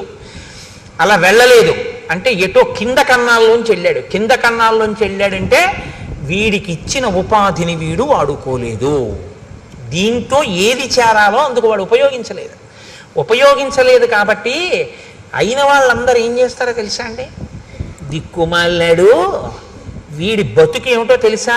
అన్నీ తెలుసున్నవాడికి అమావాస్య మరణం, ఏమీ తెలియని వాడికి ఏకాదశి మరణం అని అందుకే వచ్చింది సామెత. వీడి పుర్రె పగల్లా ప్రాణం పోయినప్పుడు, కాబట్టి వీడి పుర్రె పగిలిపోయే వరకు కాల్చేస్తాం. టప్ అని చప్పుడు వస్తుంది, కపాల మోక్షం అయిందన్నప్పుడు వెళ్తారు. నువ్వు ఎలాగో పగలగొట్టుకోలేదు, మేమే పగలగొట్టాం పో. ఈ స్థితిని నువ్వు పొందకుండా ఉండాలంటే నీ మనసుని సాధన చేత తిప్పాలి. సమస్త కర్మల యొక్క అంతిమ ప్రయోజనం మనసుని శుద్ధి చెయ్యడమే. మనసు సంస్కరించబడకపోతే అర్ధేష, కామేష, అర్ధేష, పుత్రేష, తర్వాత భార్యేష ఇలా ఉండిపోయింది అనుకోండి, ఈ ఈశలు పునర్జన్మకి కారణం అవుతాయి. ఇది మనం ఒప్పుకుంటాం కాబట్టి బొట్టు పెట్టుకుంటాం. సనాతన ధర్మం అంటే ఉపన్యాసాలు చెప్పడం కాదు, సనాతన ధర్మం అంటే బొట్టెట్టుకోవడం. బొట్టు పెట్టుకున్నాడంటే గుర్తు ఏమిటంటే పునర్జన్మను ఒప్పుకున్నాడని గుర్తు. బొట్టు పెట్టుకోలేదంటే వాడికి పునర్జన్మ సిద్ధాంతం మీద నమ్మకం లేదని గుర్తు. వాడు వేద ప్రమాణాన్ని ఒప్పుకోలేదని వాడు బొట్టు పెట్టుకోరు. మనం బొట్టు ఎందుకు పెట్టుకుంటామంటే మేము పునర్జన్మ సిద్ధాంతాన్ని, కర్మ సిద్ధాంతాన్ని మేము అంగీకరిస్తున్నాం. ఇది బొట్టు పెట్టుకోవడంలో సూచిస్తుంది. అందుకని బొట్టు పెట్టుకుంటారు. సనాతన ధర్మంలో బొట్టు లేకుండా బయటికి రారు ఎవరు. కనుక రాముడి విషయంలో ఏమైందంటే 3 బాగా అర్థం చేసుకున్నాడు అంటున్నారు మహర్షి. బాగా అర్థం చేసుకోవడం అంటే ఏమిటండి? అంటే ఏమి లేదు, మీరు బాగా అర్థం చేసుకోవడం అంటే ఈ కామాన్ని పట్టుకెళ్ళి ధర్మంతో ముడేసేయి, అర్థాన్ని పట్టుకెళ్ళి ధర్మంతో ముడేసేయి. అర్థము కామము అనే రెండు పరిగెత్తిపోయి పక్కన నీవి కాని పొలాల్లో పడి మేసే అలవాటు ఉన్నటువంటి ఇది మన దున్నపోతులు అంటారే, అటువంటి స్థితి కలిగినటువంటివి. ఎందుకంటే తమతంబొప్ప పరాంగనాజనుల పరద్రవ్యంబులన్ ముచ్చిలింగ మహోద్యోగము చేయునెమ్మనము దానిం బట్టి వైరాగ్య పాశంబులన్ కట్టి బిగించి నీ చరణ స్తంభమునైన్ కట్టి వేయిచి ముదంబెన్నడు కలగజేయ కదబో శ్రీకాళహస్తీశ్వర అంటాడు ధూర్జటి. అర్థము కామము రెండింటికి ధర్మం అనేటటువంటి ఇనప బందే. ధర్మబద్ధము కాని కోరిక పుట్టేటట్లు చెయ్యగలిగినవి నువ్వు చూడటం మొదలుపెట్టావా ప్రమాదమే. నీకు శ్రేయస్సుని ఇవ్వనిది చదువుతున్నావు, నీకు శ్రేయస్సుని ఇవ్వనిది నువ్వు చూస్తున్నావు.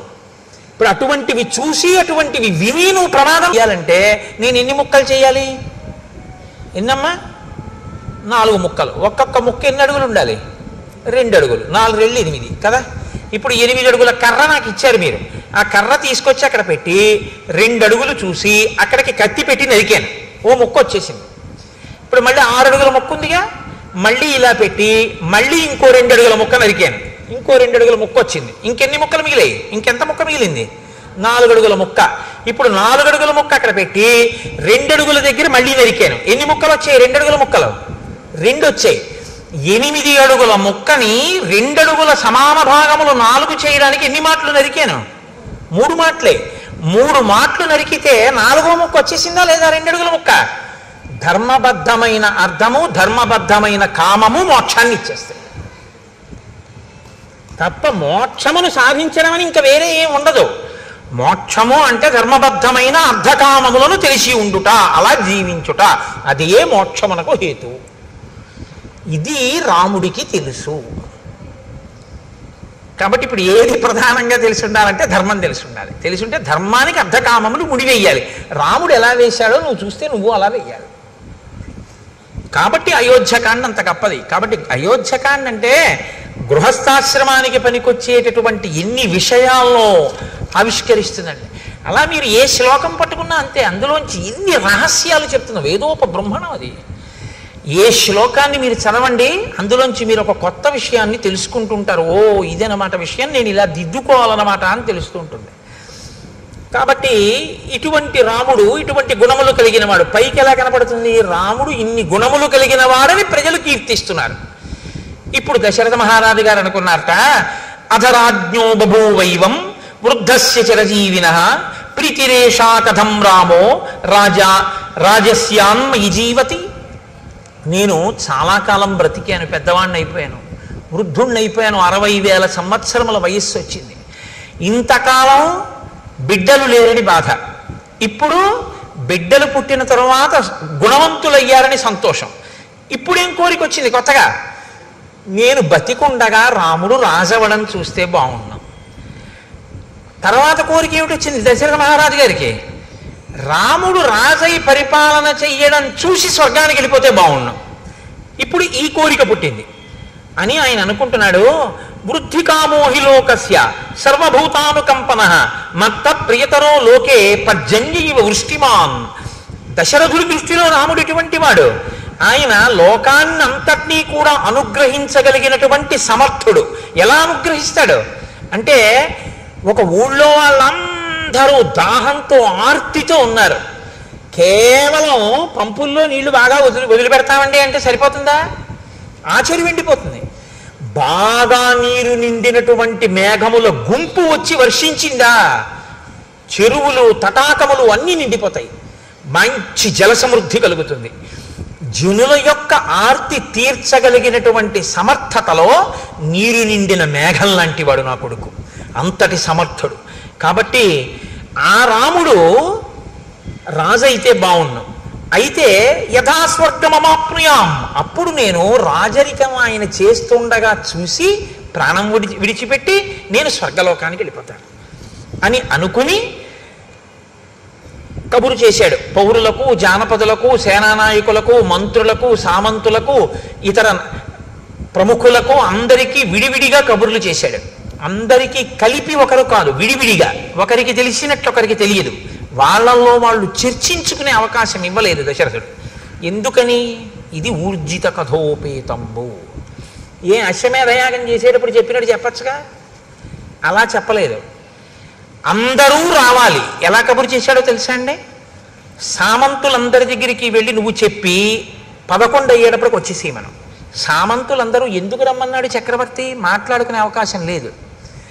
అలాగే జానపదుల్లో ప్రముఖుల్ని వచ్చేసేయమను, ఒకళ్ళతో కబురు చేశాడు, వాళ్ళు మాట్లాడుకునే అవకాశం లేదు, వచ్చేసేయడమే.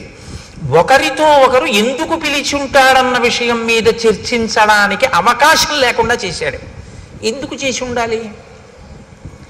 ఏం వాళ్ళు చర్చించుకుంటే వాళ్ళలో వాళ్ళు చర్చించుకుంటే ఏది చర్చించుకోవాలి? పిల్లల పెళ్ళిళ్ళు అయిపోయాయి, రాజు వృద్ధుడైపోయాడు, యవరాజ్య పట్టాభిషేకం ఏమైనా చేద్దాం అనుకుంటున్నాడా? ఇంతమందిని పిలిచాడంటే బహుశా అదే అయి ఉంటుంది. కాబట్టి యవరాజ్య పట్టాభిషేకం అంటే ఎవరికి చెయ్యాలి? దశరథ మహారాజు గారు రాముడికే చెయ్యాలి. మరి రాముడికే చేస్తాడని వాళ్ళు అనుకుంటే రాముడు మంచివాడు కాకపోతే భయపడాలి. రాముడు మంచివాడని తానే అనుకుంటున్నాడుగా. రాముడు మంచివాడని నేను అనుకుంటున్నా, ప్రజలు అనుకోవట్లేదు అనుకుంటే తను భయపడాలి. ప్రజలు అనుకుంటున్నారని తనకి తెలుసుగా. కాబట్టి ప్రజలు అతను రాజవడం కాదనరు, తనకి రాముడు రాజవడం ఏమీ వ్యతిరేకం కాదు. మరి తను కోరుకుని ప్రజలు కోరుకున్నా రాముడు రాజు అవడేమో అని ఎందుకు భయపడుతున్నాడు? అంటే దశరథుడు భయపడవలసిన కారణం ఏదో ఉందన్నమాట ఎక్కడో కదా. ఇది ఊర్జిత కథోపేతంబు, ఇది మీరు పట్టుకోవలసి ఉంటుంది. అంటే ఏదో దాచాడు దశరథ మహారాజు గారు, అది మనకి తెలియదు, తెలుస్తుంది. ఎక్కడో ఏదో దాచాడు, భయపడుతున్నాడు. ఇది దృష్టిలో పెట్టుకునే భరతుడు మేనమామ గారి ఇంటికి వెళ్ళడాన్ని కూడా దూరదృష్టితో అంగీకరించాడు. ఇప్పుడు వచ్చినటువంటి వాళ్ళందరినీ కూర్చోబెట్టాడు. కూర్చోబెట్టి వేరొక వైపు నుంచి నరుక్కొచ్చి మాట్లాడుతున్నాడు. ఎంత గొప్పగా తను మనసులో ఒక నిర్ణయానికి వచ్చాడు దశరథుడు. తను నిర్ణయానికి రావడానికి కారణం ఆ నిర్ణయం చెయ్యవలసిన పరిస్థితి కాదు, ఆ నిర్ణయం తను బతికుండగా చేసి అమలు చెయ్యగలను చెయ్యలేను అన్న భయం చేత చేస్తున్నాడు.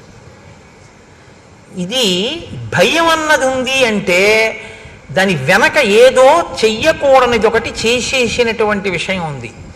చెయ్యకూడనిది ఏదో ఒకటి ఇంతకుముందు చేసినది ఇప్పుడు చెయ్యవలసినటువంటి ధర్మానికి అడ్డుగా వస్తోంది. ఇప్పుడు ఈ అడ్డుగా వస్తున్నది 10 మందికి చెప్పలేనిది. 10 మందికి చెప్పలేని దాని నుంచి తప్పించుకుని చెయ్యవలసింది చేసేయాలనుకుంటున్నాడంటే తను భయపడుతున్నాడు.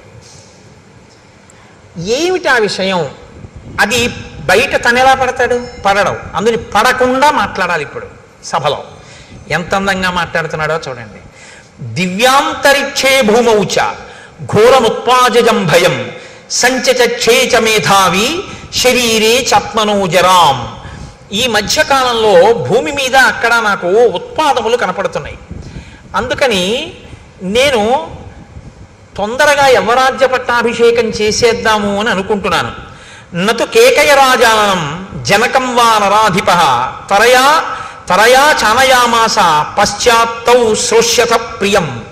ఈ యవ్వరాజ్య పట్టాభిషేకం చెయ్యాలి అనుకుంటున్న విషయాన్ని మీరు జనక మహారాజు గారికి కానీ కేకయ రాజు గారికి కానీ తెలియనివ్వకండి. తెలియనివ్వకండి అనగానే అనుమానం వస్తుందా రాదండి?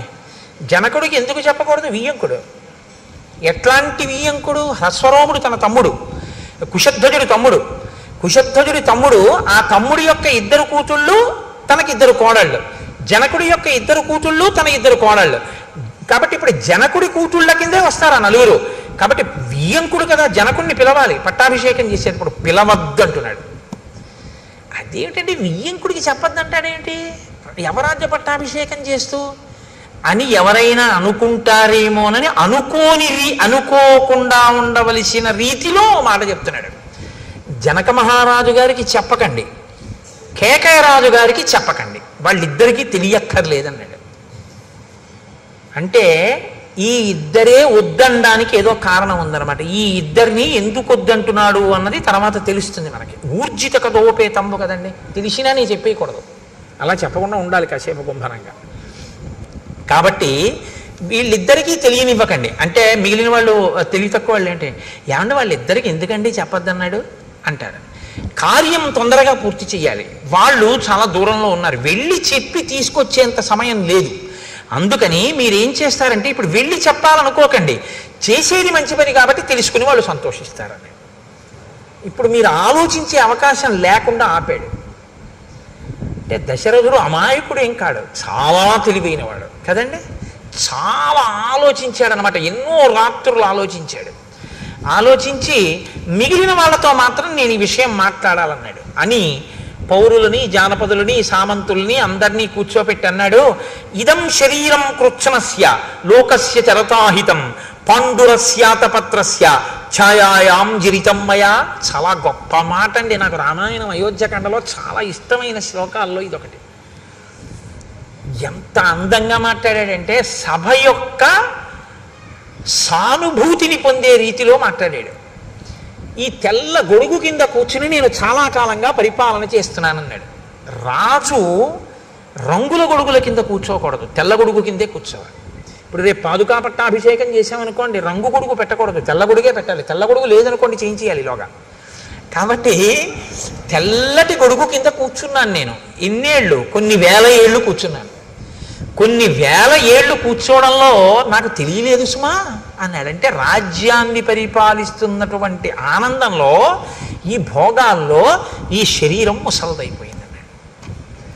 తెల్ల గొడుగు కింద ఈ శరీరం జర్జరీభూతం అయిపోయింది అంటే తెలియకుండా భోగాల్లోనే జర్జరీభూతం అయిపోయింది.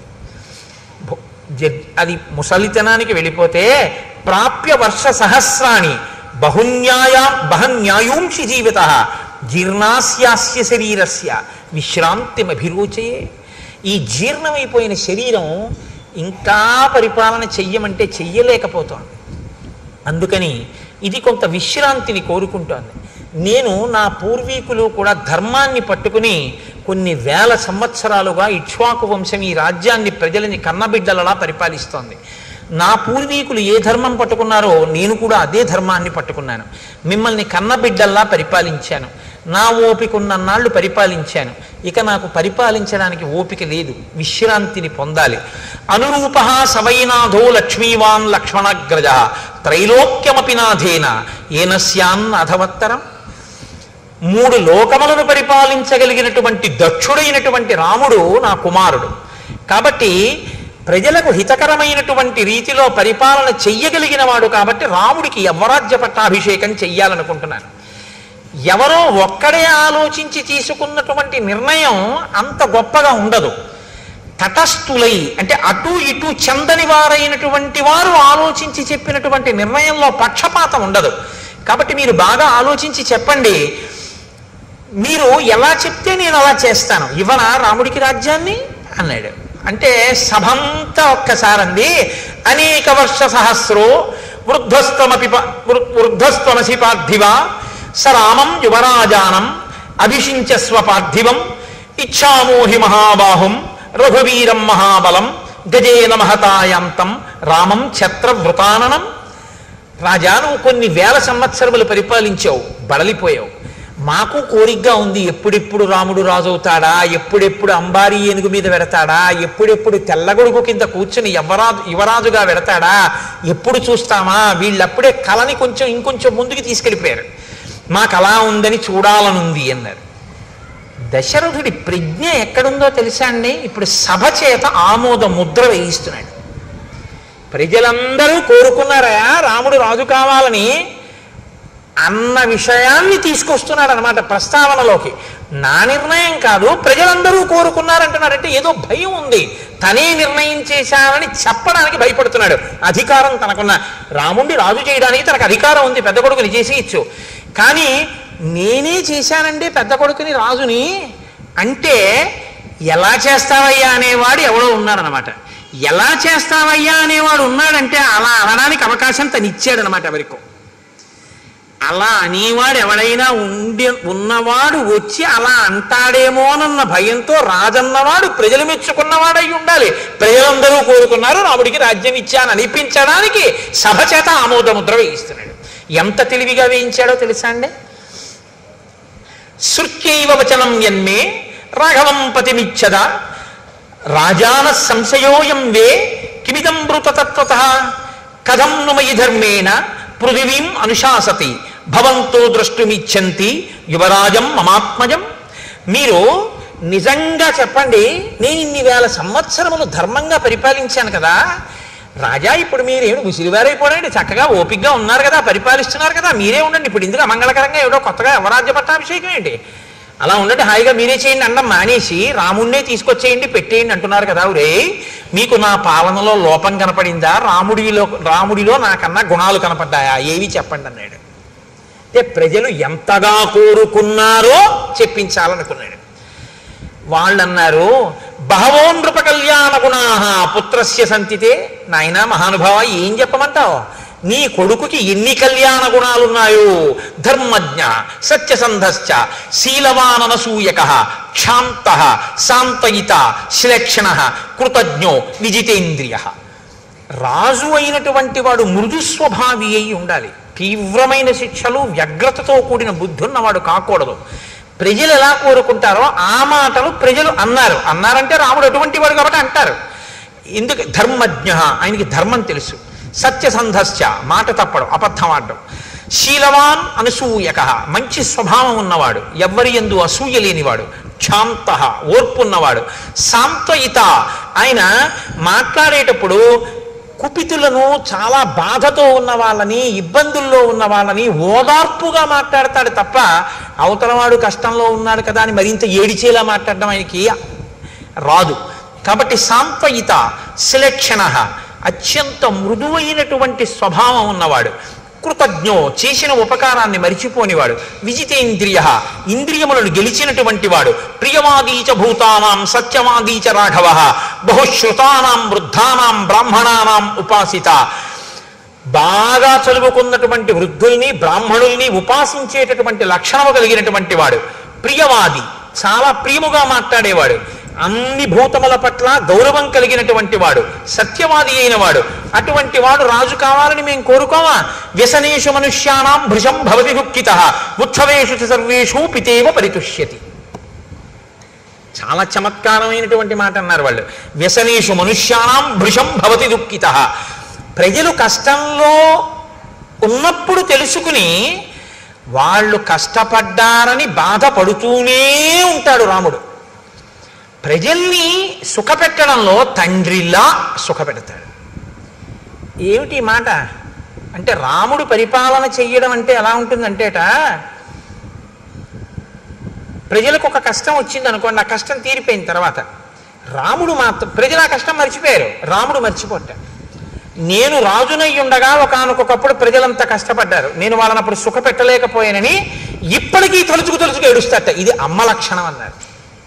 దానికి ఒక అద్భుతమైనటువంటి ఉపమానం ఇచ్చారు ఒక పెద్దలు అయిన వారు. ఒక వ్యాఖ్యానంలో ఒక తల్లి ఓ పసిపిల్లవాడిని తీసుకుని అక్కడ కూర్చోపెట్టుకుంది, బియ్యం ఏరుకుంటోంది.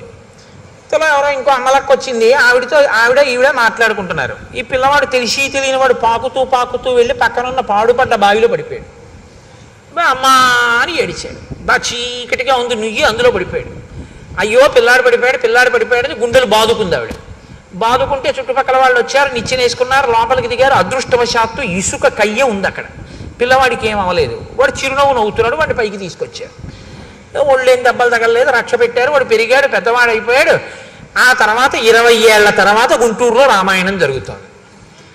ఈవిడ అక్కడికి వచ్చి ఈవిడ రామాయణానికి వచ్చింది. అప్పుడు బియ్యం ఏరుకుంటుంటే వచ్చిన ఆవిడ రామాయణానికి వచ్చింది. అయిపోయి ప్రసాదం దగ్గర ఇద్దరు కలుసుకున్నారు. ఈవిడ్ని తీసుకెళ్ళడానికి ఈవిడ కొడుకు కారేసుకొచ్చాడు. అమ్మ వచ్చేస్తావా? తీసుకెళ్ళిపోతానన్నాడు.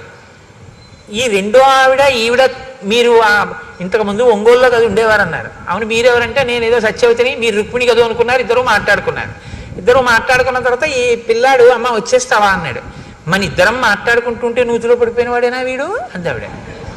అంటే అవునమ్మా, అప్పుడు మా పిల్లాడు నా అదృష్టం కొద్దీ బతికాడు, కానీ బియ్యం ఏరుకుంటూ మీతో మాట్లాడుతూ ఉండిపోయాను. పిల్లాడు నా అదృష్టం కొద్దీ దక్కాడు, నిజంగా ఏమైపోనో పిల్లాడని ఆవిడ ఇప్పుడు కళ్ళు ఒత్తుకుంది. అప్పుడు పడిపోతే ఇప్పుడు కళ్ళు ఒత్తుకోవడం ఎందుకు అంటే, పిల్లాడి కష్టం తీరిపోయినా తల్లి మర్చిపోదు. తల్లి గుర్తు తెచ్చుకు బాధపడుతుంది. అది తల్లి మనసు. భృశం భవతి దుఃఖిత. రాముడు ఎప్పుడో ప్రజలకి కష్టం వచ్చినా తలుచుకు బాధపడతాడు, ఆ కష్టం పోయినా సరే. ఉత్సవేషు సర్వేషు పితేవ పరితుష్యతి. తండ్రి వాలంటరీ రిటైర్మెంట్ పెట్టేశాడు, ప్రావిడెంట్ ఫండ్ అమ్మేశాడు, అన్నీ కలిపి కొడుకు ఇచ్చేశాడు. కొడుకు అమెరికా వెళ్ళిపోయి అక్కడ ఏదో చదువుకున్నాడు, ఉద్యోగం వచ్చింది, పెద్దవాడు అయిపోయాడు. నాన్నగారంటే 6 కార్లు కొన్నానండి అన్నాడు. బ్రహ్మాండమైన ఇల్లు కట్టానండి అన్నాడు. తండ్రి అన్నీ ఇచ్చేశాడుగా, ఓ పెంకుటింట్లో ఉన్నాడు రోహిణీ కార్తీ. ఈ రోహిణీ కార్తీలో నాన్నగారు ఈ మధ్యనే నాకు ప్రమోషన్ వచ్చింది కాబట్టి నాకు ఇంకో 1,00,000 రూపాయలు జీతం పెరిగింది నాన్నగారండి అని చెప్పి ఉత్తరం రాశాడు. ఈ పిచ్చి అయిన టైఫాయిడ్ వస్తే ఒరే ఒక్కసారి రారా అంటే, నాన్నగారండి ఇప్పుడే ప్రమోషన్ వచ్చింది నేను రాకూడదు, ఒక్క 4-5 రోజులు చూసి తగ్గకపోతే ఫోన్ చేయండి అని అడిగాడు. ఏదో తగ్గిపోయింది, ముసలాయన ఇంటికి వచ్చేసాడు. ఇప్పుడు ఈ ఉత్తరం వస్తే ఈయన తల మీద బట్ట వేసుకుని ఎదురింటికి పరిగెత్తుకెళ్ళి మా అబ్బాయికి 1,00,000 రూపాయలు జీతం పెరిగిందిట, ప్రమోషన్ వచ్చింది అని చెప్పాడు. ఈయన ఆ పిల్లాడికి డబ్బు ఇచ్చి పెంకుటింట్లో ఉన్నాడు. వాడికి 1,00,000 రూపాయలు పెరిగితే ఈయనకేం వచ్చింది? ఈయనకి టైఫాయిడ్ వస్తే వాడు చూడడానికి కూడా రాలేదు. అయినా మరి ఈయనకి ఎందుకు సంతోషం అంటే పితేవ పరితుష్యతి, తండ్రి తనదంతా కొడుక్కిచ్చేసి కొడుకు సంతోషంగా ఉంటే తను సంతోషిస్తాడు తప్ప తను సంతోషంగా ఉండి కొడుక్కి ఏమీ లేకపోయినా నేను సంతోషంగా ఉన్నాను కదా వాడు ఎలా పోతే నాకెందుకని తండ్రి అనలేడు. కాబట్టి తనకి లేకపోయినా తన ప్రజలు సంతోషంగా ఉంటే తన సంతోషంగా ఉంటాడు రాముడు. మాకు కష్టం వస్తే కష్టం తీరిపోయి మేము సంతోషంలో ఉన్నా మాకెప్పుడో కష్టం వచ్చిందని ఎప్పుడూ బాధపడతాడు రాముడు. ఇంకింతకన్నా రాజు కావడానికి అర్హత ఏంటయా? అను ఇచ్చేసేయి అవరాజ్య పట్టాభిషేకం చేసేయి రాముడికి, మేము సంతోషిస్తామన్నారు ప్రజలు. చాలా బాగుందన్నాడు, పొంగిపోయాడు. ఇటువంటి రాముడికి ఎందుకు పట్టాభిషేకం చేయాలని మేము అంటున్నామో తెలుసా? వాళ్ళు ఇంకొక బలమైన కారణం చూపించారు. స్త్రియో వృద్ధాస్తరుణ్యశ్చ సాయం ప్రాతః సమాహితాః సర్వాన్ దేవాన్ నమస్యంతి రామస్యార్థే యశస్వినః. ఏమీ తెలియనటువంటి వాళ్ళు, వృద్ధులైపోయిన స్త్రీలు, యవ్వనంలో ఉన్న స్త్రీలు ఉదయము సాయంకాలము కూడా వాళ్ళు ప్రార్థన చేసేటప్పుడు పెళ్లి కాని పిల్ల ప్రార్థన చేస్తే మంచి భర్త కోసం చేయాలి, వృద్ధులైన వాళ్ళు ప్రార్థన చేస్తే తన కుటుంబం కోసం చేస్తారు. వాళ్ళుట పొద్దున్న సాయంకాలం కూడా పూజ చేసేటప్పుడు మా రాముడు బాగుండాలని పూజ చేస్తున్నారు. అంటే మా రాముడు బాగుంటే రాజ్యం బాగుంటుంది, రాజ్యం బాగుంటే మేము అందరం బాగుంటాం, ఇంకా వేరే అక్కర్లేదు, మా రాముడు బాగుండాలి స్వామి అని ప్రార్థన చేస్తున్నారు. ఇంకింతకన్నా ఏం చెప్పమయ్యా?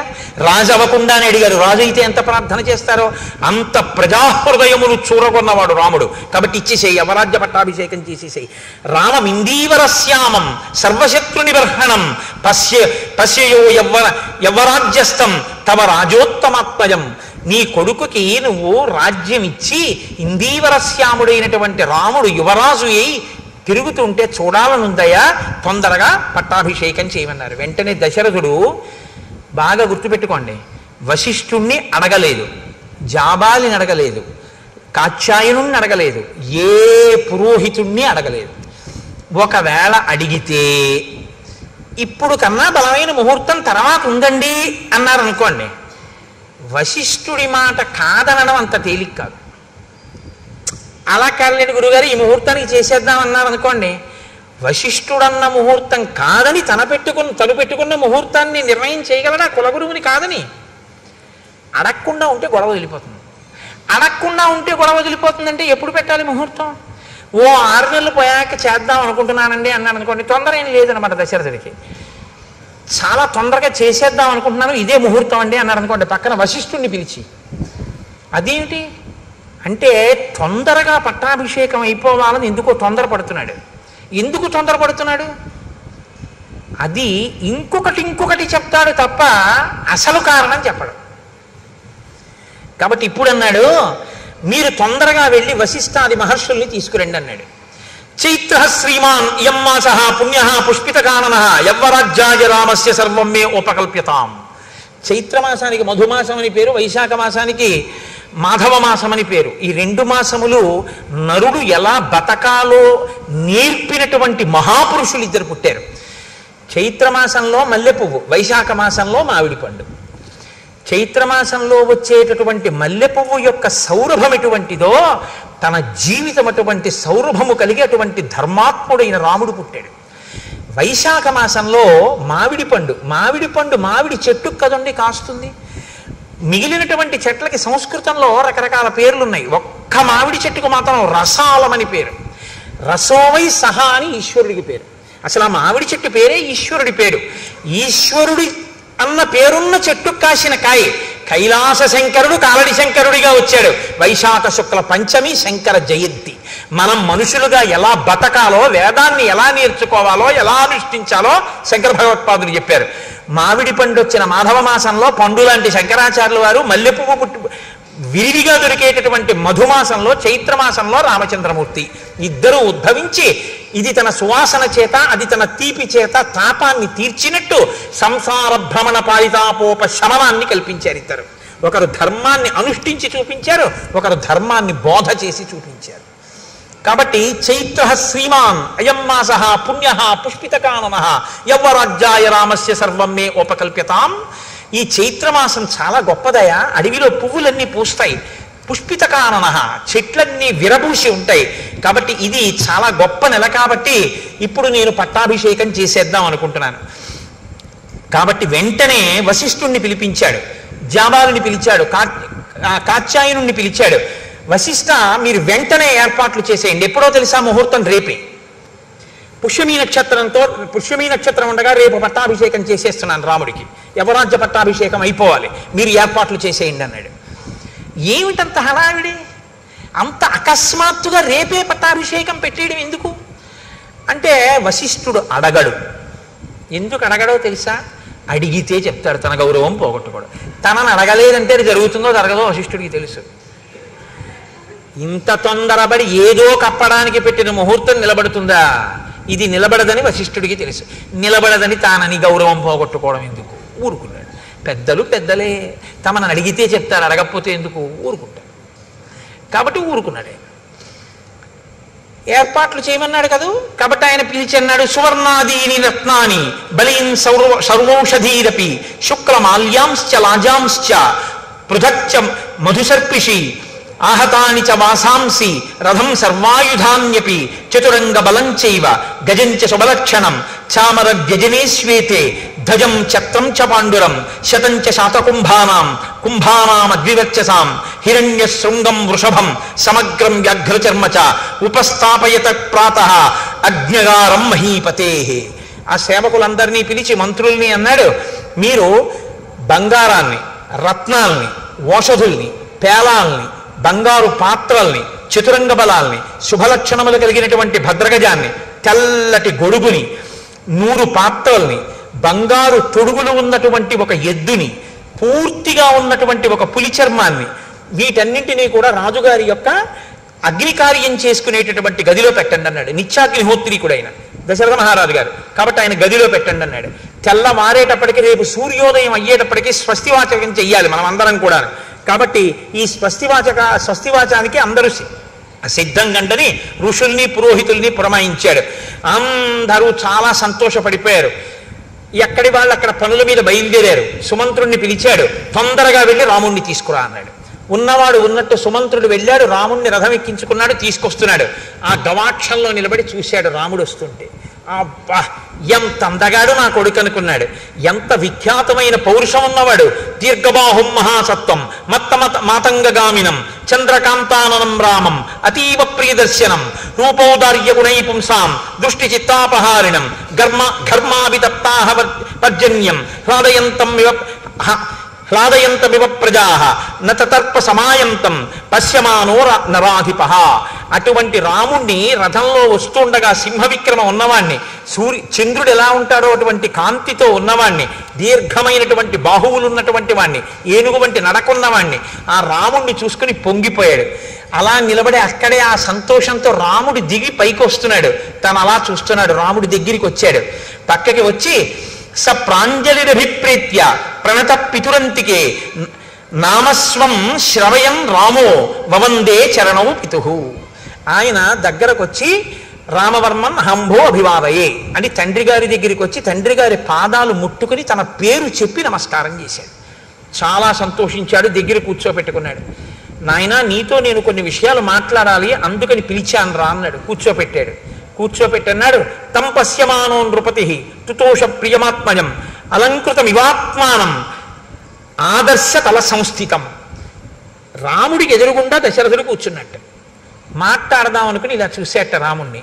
చూస్తే ఎలా అనిపించిందంటేట, తను యవ్వనంలో ఉన్నప్పుడు బాగా ముస్తాబై అద్దం ముందుకెళ్ళి నిలబడితే తన ప్రతిబింబం ఎలా కనపడుతుందో అలా అన్ని విధాలా తన పోలికలతో తను యవ్వనంలో ఎలా ఉండేవాడో అలా కనపడ్డట రాముడు.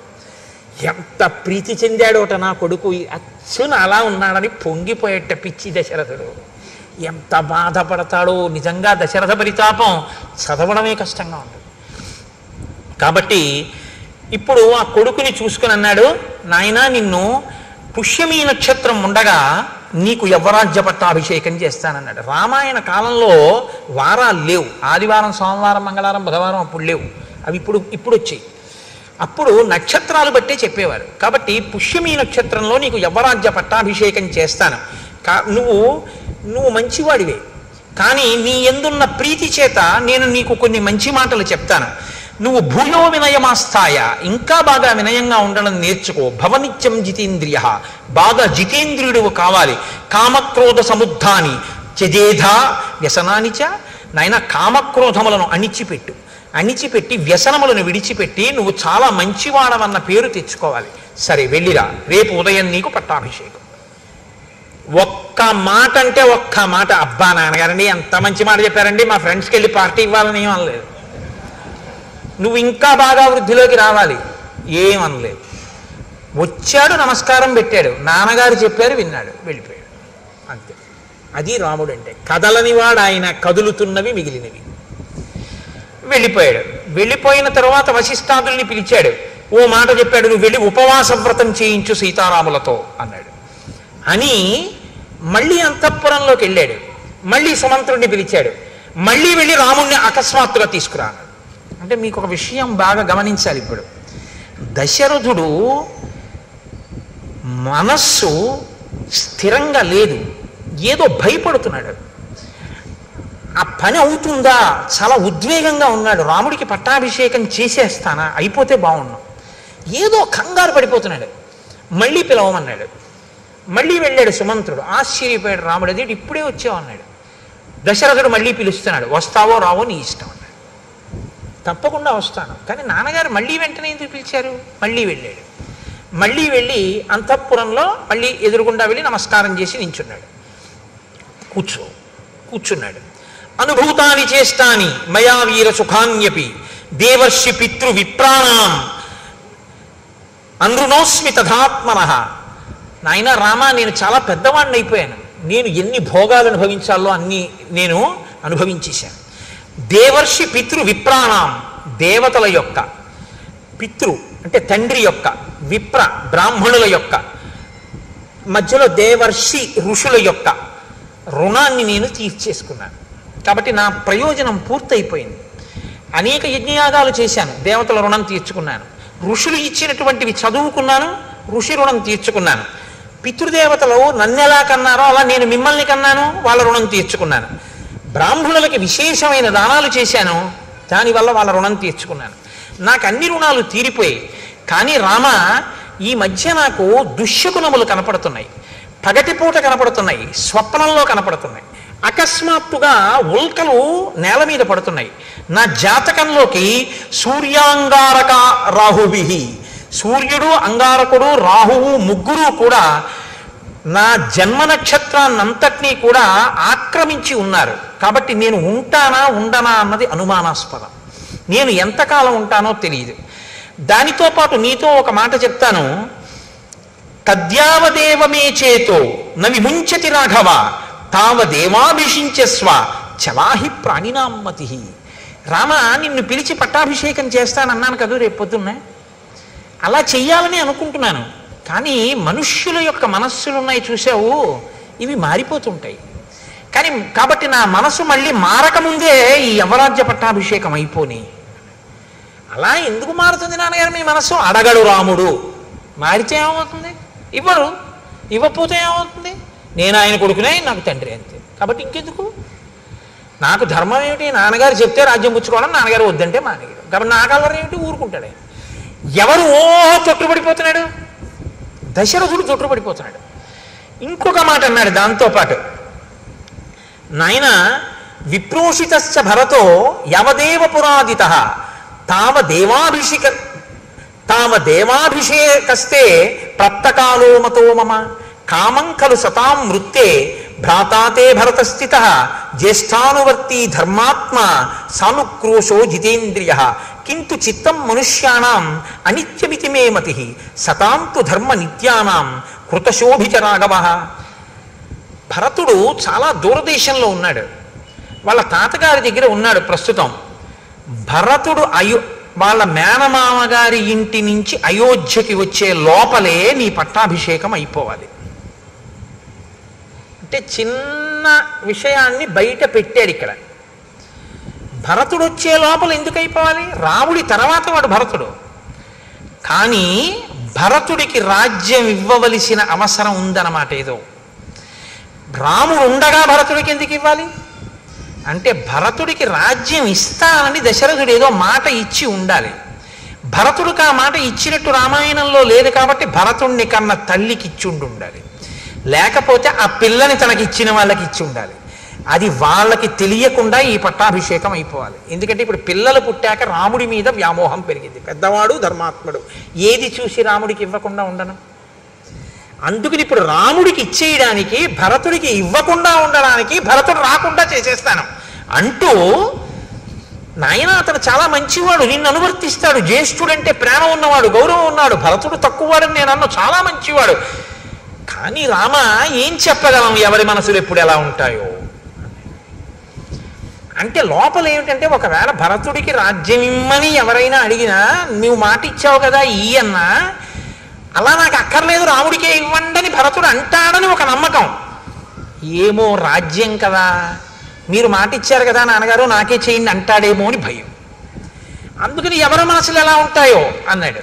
అని మళ్ళీ అన్నాడు, బయలుదేరు వెళ్ళి ఉపవాసం చేయి, రేపు పొద్దున్న ఇచ్చేస్తాను, పట్టాభిషేకం చేసేస్తాను. అంటే ఎంత కదిలిపోతున్నాడో దశరథుడు. ఆ రాత్రి దశరథుడి జీవితంలో ఎంత భయం తొట్టుపాటు ఉన్న రాత్రో మీరు గమనించండి. కానీ మళ్ళీ వశిష్ఠ మహర్షిని పిలిచాడు. సీతారాములకి ఉపవాసం చెయ్యమని చెప్పావా, వెళ్ళు చెప్పిరా అన్నాడు. ఆయన ప్రత్యేక రథం వేసుకుని రాముడి అంతఃపురానికి వెళ్ళారు. వశిష్ఠ మహర్షే వచ్చారని తెలుసుకుని రామచంద్రమూర్తి గబగబా బయటికి వెళ్ళి వశిష్ఠ మహర్షికి నమస్కారం చేసి చెయ్యి ఇచ్చి రథంలోంచి కిందకి దింపారు. గౌరవానికి దింపి లోపలికి తీసుకెళ్లారు, కూర్చోపెట్టారు. ఆయన అన్నారు, ఇత్యుక్త్వా సతదారామం ఉపవాసం యతవ్రతం మంత్రవత్కారయామాస వైదేహ్యా సహితం ముని. నాయన నీకో మంత్రం ఇస్తున్నాను, నువ్వు ఉపవాసం చెయ్యి అన్నారు. మనకి ఇవాళ రేపు ఉపవాసం అంటే ఏమిటి అంత అల్లరి ఉంటుందా అనిపిస్తుంది మనకి. కానీ చిత్రం ఏమిటో తెలుసా అండి, అసలు ఉపవాసం అన్న మాట ఎందుకు వచ్చిందో మీరు తెలుసుకోవాల్సి ఉంటుంది. ఉప అంటే సమీపమునందు, వసి అంటే నివసించుట. ఉపవాసము అనేటటువంటిది ఎప్పుడు పడితే అప్పుడు చెయ్యమని శాస్త్రం చెప్పలేదు. ఇది మీరు బాగా గమనించాలి. మొదట ఉపవాసము అన్నది ఎందుకు వచ్చిందో తెలుసా అండి, బాధను గుర్తెరుగుట కొరకు. ఇది ముందు తెలుసుకోవాలి. ఎందుకు గుర్తెరుగుట కొరకు అంటే, తినగలిగి తినకూడదు. మీరు తినగలరు, ఆకలి ఉంది కానీ తినరు.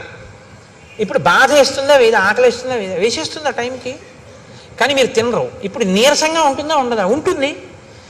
జాగరణ ఎందుకు చేయాలి, నిద్ర వస్తుంది కానీ పడుకోరు. ఎందుకు పడుకోరు, ఇంట్లో అన్నీ ఉన్నాయి, చక్కగా పడకుంది అన్నీ ఉన్నాయి కానీ పడుకోరు.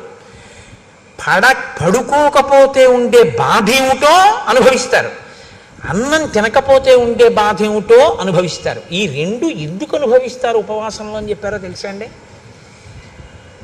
శరీరంలోంచి జీవుడు నిష్క్రమిస్తాడు, ఏదో ఒకనాడు వెళ్ళిపోవాలి తప్పదు, ఇందులోంచి వెళ్ళిపోతాడు. వెళ్ళిపోయినప్పుడు బాధతో వెళతాడు తప్ప సంతోషంతో వెళ్ళడు.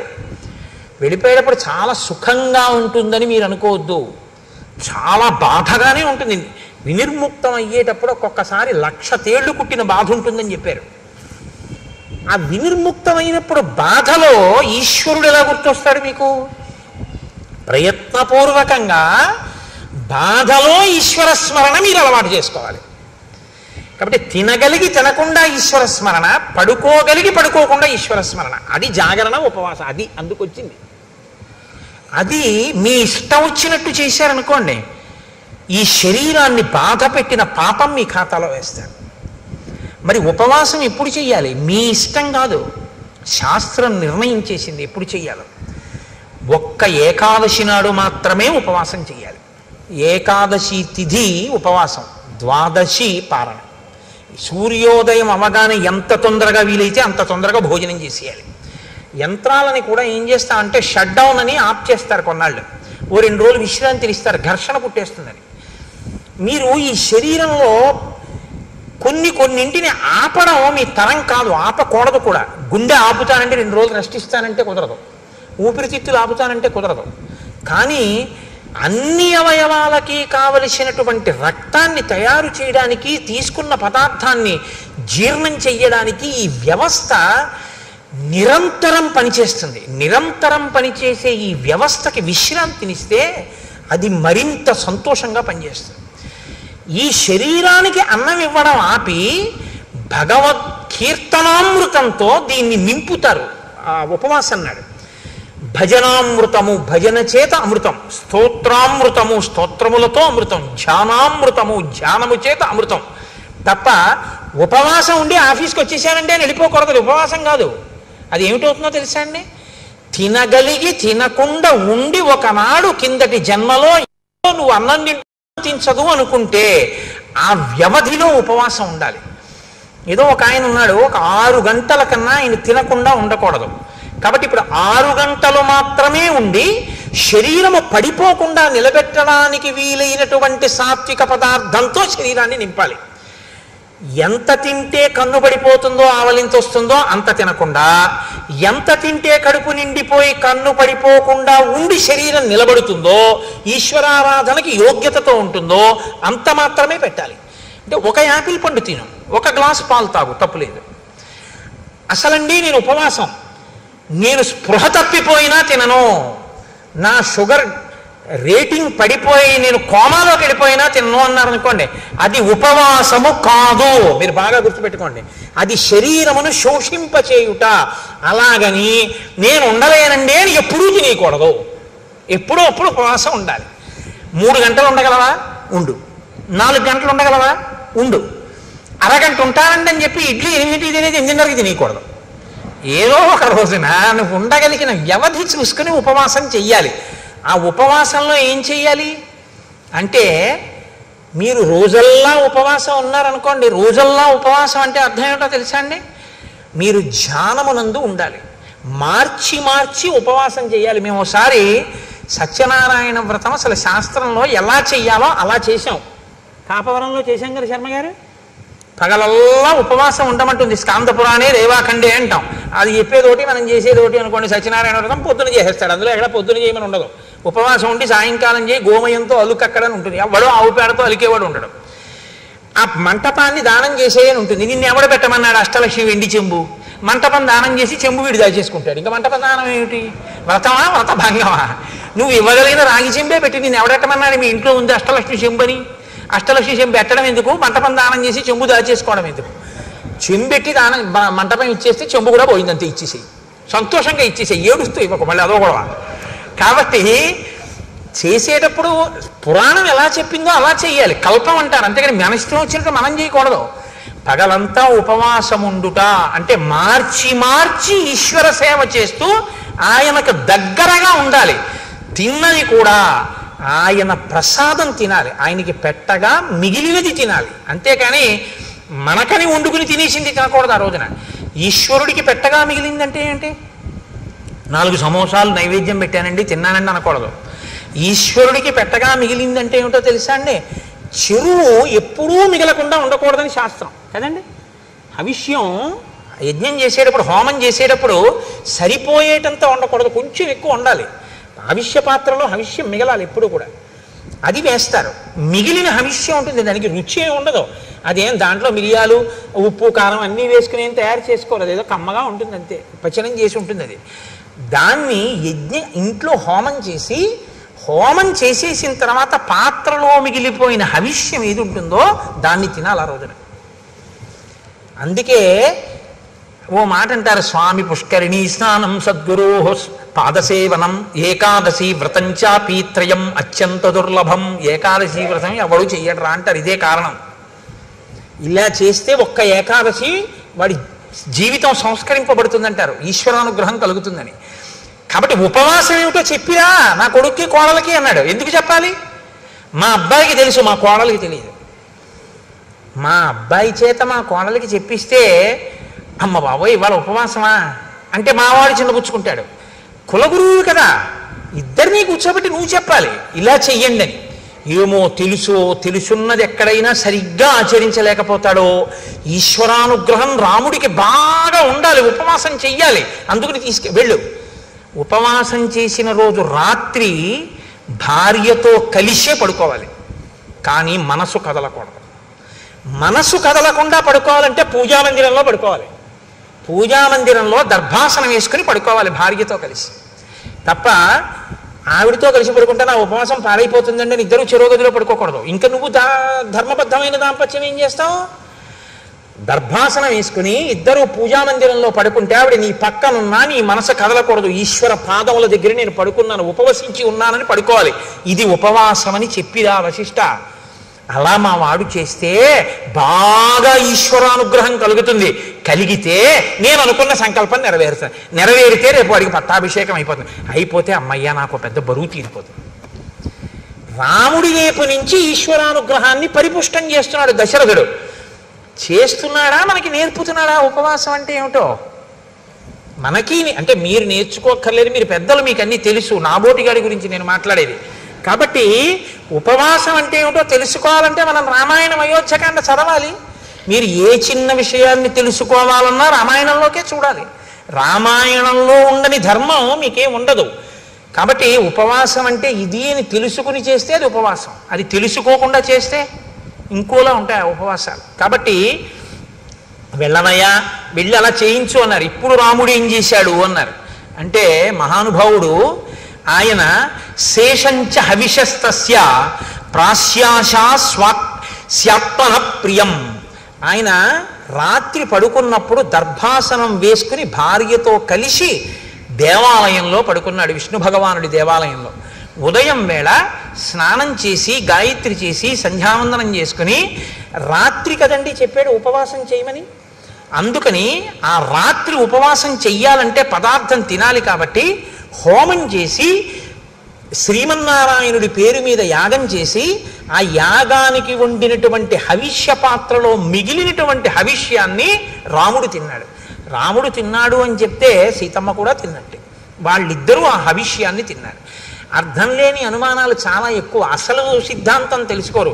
దీపంలో 2 ఒత్తులు వేయాలా 3 ఒత్తులు వేయాలా, బతికున్నన్నాళ్ళు అదే అనుమానం. లేకపోతే ఉపవాసం అంటే యాపిల్ పండు తినచ్చా సమోసా తినచ్చా. నాకు ఆశ్చర్యంగా ఉంటుంది. ఒకసారి వెంకటాచలం వెళితే నేను ప్రసాదాలలో ఉచిత ప్రసాదం ఇచ్చే దగ్గర ఒక ఆవిడ తీసుకుని నాకు ఇచ్చేసింది. ఇచ్చేస్తే నేను అనుకున్నాను ఏమమ్మా మీరు పులిహార తినరా ఏమన్నాను అంటే కాదండి నేను ఇవాళ ఉపవాసం అంది. ఆవిడ ఉపవాసం అంట వెంకటేశ్వర స్వామి ప్రసాదమే తిందట. ఏం ఉపవాసం, దేనికి చేస్తున్నట్టు ఉపవాసం? ఉపవాసం ఈశ్వరానుగ్రహం కోసం. ఈశ్వరానుగ్రహమే ప్రసాదం. ప్రసాదమునకు ఈశ్వరానుగ్రహం ప్రసాద రూపంలో ఇస్తారు మీకు. అది తింటే అదే మీ మనసు అవుతుంది. మనసులో బుద్ధి వస్తుంది, బుద్ధి వలన ఆలోచన వస్తుంది, ఆలోచన వలన ఈశ్వరానుగ్రహంతో కూడిన ఆలోచన వలన మీ ఆపదకి పరిష్కారం దొరుకుతుంది, పరిష్కారం వల్ల మీరు గట్టెక్కుతారు. కాబట్టి ప్రసాదం తినండి అంటారు. ప్రసాదం వదిలేస్తే సత్యనారాయణ స్వామి వారి వ్రతకథలో కూతురు అల్లుడు గారి పడవ మామగారి పడవ మునిగిపోయాయి అంటారు. అంటే ఆ శాడిస్తే ఆ సత్యనారాయణ స్వామి ప్రసాదం తినని వాడు ఎవడు పడవలు ముంచేద్దామని చూస్తాడనే దాని అర్థం. అంటే ఈశ్వరానుగ్రహాన్ని వదిలేసుకుంది కాబట్టి పడవ మునిగిపోయింది, పుచ్చుకుంది కాబట్టి లేచింది. ప్రసాదం అనగా ఈశ్వరానుగ్రహము, అది తెలుసుకో. కాబట్టి ఇప్పుడు ప్రసాదము అంటే నిబద్ధత, ఈశ్వరానుగ్రహం తినాలి. కాబట్టి హోమం చేసిన తర్వాత మిగిలిన హవిష్యాన్ని ఉపవాసం అంటే ఇంత వండు తినకూడదు, ఇంత వండి మిగిలినటువంటి ఇంత చెరో కబలం పుచ్చుకున్నారు. పుచ్చుకుని ఏం చేశారు? చక్కగా భూత్వానియతమానస శ్రీమత్యాయతనే విష్ణోహో శిష్యే నరవరాత్మజ. శ్రీ మహావిష్ణువు యొక్క దేవాలయంలో స్వామి పాదాల దగ్గర దర్భాసనం వేసుకుని సీతారాములిద్దరూ పడుకున్నారు ఆ రాత్రి.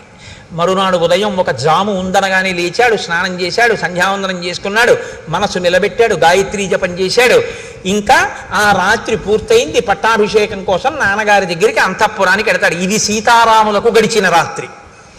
అదే రాత్రి పౌరులకు ఎలా గడిచింది? వశిష్ఠ మహర్షి రాత్రి ఉపవాసం గురించి చెప్పి వెళ్ళిపోతున్నారట. రోడ్లు వచ్చేటప్పుడు విశాలంగా ఉన్నాయి, వెళ్ళేటప్పుడు ఇరుగ్గా ఉన్నాయి అన్నారు. ఎందుకని? ఇళ్లలో వాళ్ళందరూ వీధిలోకి వచ్చారు. ఎందుకు వచ్చారు? ఒరే మీరు విన్నారా, పట్టాభిషేకం ప్రకటించేశారట, రామచంద్రమూర్తికి పట్టాభిషేకంట, తెల్లవారితే పట్టాభిషేకంట. అందరూ బయటకు వచ్చేశారు, ముగ్గులు పెట్టేశారు, దీప వృక్షాలు పెట్టేశారు. రేపు అంతా అవుతుందో ఏమిటో, బాగా కనపడాలి కదా, దీపాలతో వృక్షాలు పెట్టేశారు, ఇంటింటా పతాకాలు ఎత్తేశారు, ముగ్గులు వేసేశారు, పండగలు చేసేశారు. రాత్రికి రాత్రి నటులందరూ నాటకాలు వేసేశారు, గాయకులు పాటలు పాడేశారు, నృత్యం చేసేవాళ్ళు నృత్యం చేసేస్తున్నారు, పిల్లలు కేరింతలు కొట్టేస్తున్నారు. నలుగురు కలిస్తే రామో రామో రామ, ఏమి రాముడు ఏమి రాముడు, రాముడికి పట్టాభిషేకం, రేపే యమరాజ్య పట్టాభిషేకం, రామచంద్రమూర్తికి పట్టాభిషేకం అవుతుంది భద్రగజం మీద, ఇదిగో తెల్లగొడుగు మీద ఇలాగే పెడతాడు, మనందరం పెడతాం. ఆహా ఏమి భాగ్యం ఏమి భాగ్యం. ఎక్కడ చూసిన జనం, దాని మధ్యలో నదిని మధ్యలోంచి చీల్చినట్టు వశిష్ఠుడి రథం జనం మధ్యలోంచి వెళ్తే అటు ఇటు తప్పుకున్నారట. అంటే అకస్మాత్తుగా విన్నా రేపే కళ్యాణం అంటే పరమ ప్రీతితో మీ అందరూ ఇవాళ వచ్చేసినట్టు. రేపే పట్టాభిషేకం అంటే ఇంట్లో ఉన్న వాళ్ళందరూ వీధుల్లోకి వచ్చి ఎవరూ చెప్పకుండా పతాకాలు ఎగరేసేశారు, ముగ్గులు ఎట్టేశారు, దీపవృక్షాలు పెట్టేశారు, అందరూ పాడేసుకున్నారు, ఆడేసుకున్నారు, సంతోషపడిపోయారు. రేపు బాధ్యత పడిపోతుందేమో దీపస్తంభాలు పెట్టేశారు. ఇంత ఆనందపడిపోతున్నారంటే రాముడి పట్ల ప్రజలకి ఉన్నట్టు సంతోషం ఎంత గొప్పది. ఇలా ప్రజలకి తెల్లవారింది, ప్రజలకు అలా తెల్లవారింది, రాముడికి సీతమ్మకి అలా తెల్లవారింది, వశిష్ఠుడికి అలా తెల్లవారింది, దశరథుడికి ఎలా తెల్లవారింది. ఇవాళ ఎందుకులేండి, బుగ్గన చుక్క పెట్టుకుని సీతారాములు సంతోషంగా ఉన్నారు కళ్యాణ రాముడై. ఇక్కడ వరకే విందాం. కాబట్టి ఏమవుతుందో ఆయనకే ఉండదు, ఆయన ధర్మాత్ముడు, ఇప్పుడే చెప్పినా ఆయన ఏమనుకోడు, ఆయనకి అన్నీ తెలుసు. కానీ మనమే ఇంకా అంత స్థితికి వెళ్ళిన అలా బుగ్గన చుక్క పెట్టుకుని జీలకర్ర బెల్లం పెట్టి ఉండగా మందర మాట్లాడడం చెప్పడం నా వల్ల కాదు. అందుకని రేపు ఎంత గొప్పగా కథ తిరుగుతుందో ఆ రాత్రి కథని రేపు రాత్రి వివరిస్తారు. ఇప్పుడు మనం ఒక్క 11 మాటలు రామనామ సంకీర్తనం చేద్దాం. తదనంతరం ఏదో ముఖ్య విషయాన్ని హరిప్రసాద్ గారు మీతో మాట్లాడాలనుకుంటున్నారు. అందుకని దయచేసి మీరు అలాగే కూర్చుని ఉండండి. అందులో ఇవాళ ఏదో మందర పుణ్యమాని ముందే వదిలేసావు మమ్మల్ని అనుకుంటున్నారు కాబట్టి, ఆత్మలో జీవాత్మతానై అలరుచున్నది రామనామము, రామనామము రామనామము రమ్యమైనది రామనామము, కర్మనేత్రదయము చేతను కానరానిది రామనామము, రామనామము రామనామము రమ్యమైనది రామనామము, 3 నదులను దాటు వారికి మోక్షలక్ష్మి రామనామము, రామము త్రిపుట మధ్యమునందు వెలిగే జ్ఞాన జ్యోతియే రామనామము, రామనామము రామనామము రమ్యమైనది రామనామము, దూరదృష్టియులేని వారికి దుర్లభము శ్రీరామనామము. రామనామము రామనామము అగరత్తులు పెట్టాడు ఎక్కడో, అమ్మలు అడిపోతే నాకు కంఠం పట్టేస్తుంది.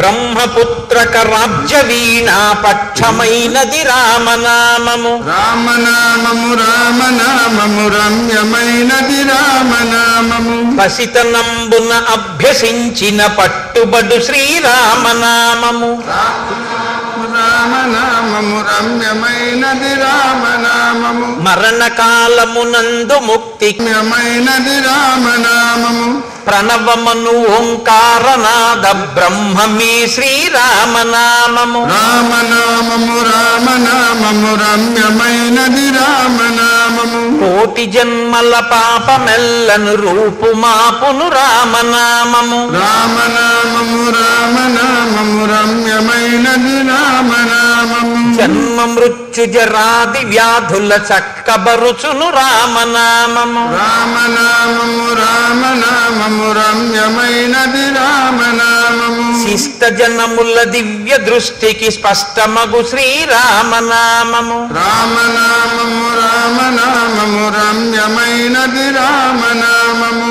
గోచరంబగు జగతి లోపల గోప్యమైనది రామనామము, రామనామము రామనామము రమ్యమైనది రామనామము, రజతగిరిపతికి నెప్పుడు రమ్యమైనది శ్రీరామనామము, రామనామము ఆయాస్తు మంగళం మంగళం కోసలేంద్రాయ మహనీయ గుణాత్మనే చక్రవర్తి తనూజ. తులసి అర్చన జరుగుతుంది. మీరందరూ కూడా యథాశక్తి మీకు తులసి అవకాశం ఉన్నంత వరకు కూడా తీసుకొచ్చి స్వామివారి సమర్పించి ఆ కార్యక్రమాన్ని చక్కగా నిర్వహించవలసిందిగా ప్రార్థిస్తున్నాను. అదేవిధంగా ఇందాక గురువు గారు మనవి చేసినట్టుగా రామకోటి పుస్తకాలు మళ్ళీ తెప్పించాం. మీరు కావాల్సిన వాళ్ళు ఆఫీస్లో అడిగి తీసుకొని దాన్ని సద్వినియోగం చేయాల్సిందిగా కోరుకుంటున్నాను. రోజు మీ అందరికి కూడా అదే అనుభూతి ఉందని నేను భావిస్తున్నాను. ఎన్నో సీతారామ కళ్యాణాన్ని మనం చూస్తుంటాం మన జీవితం.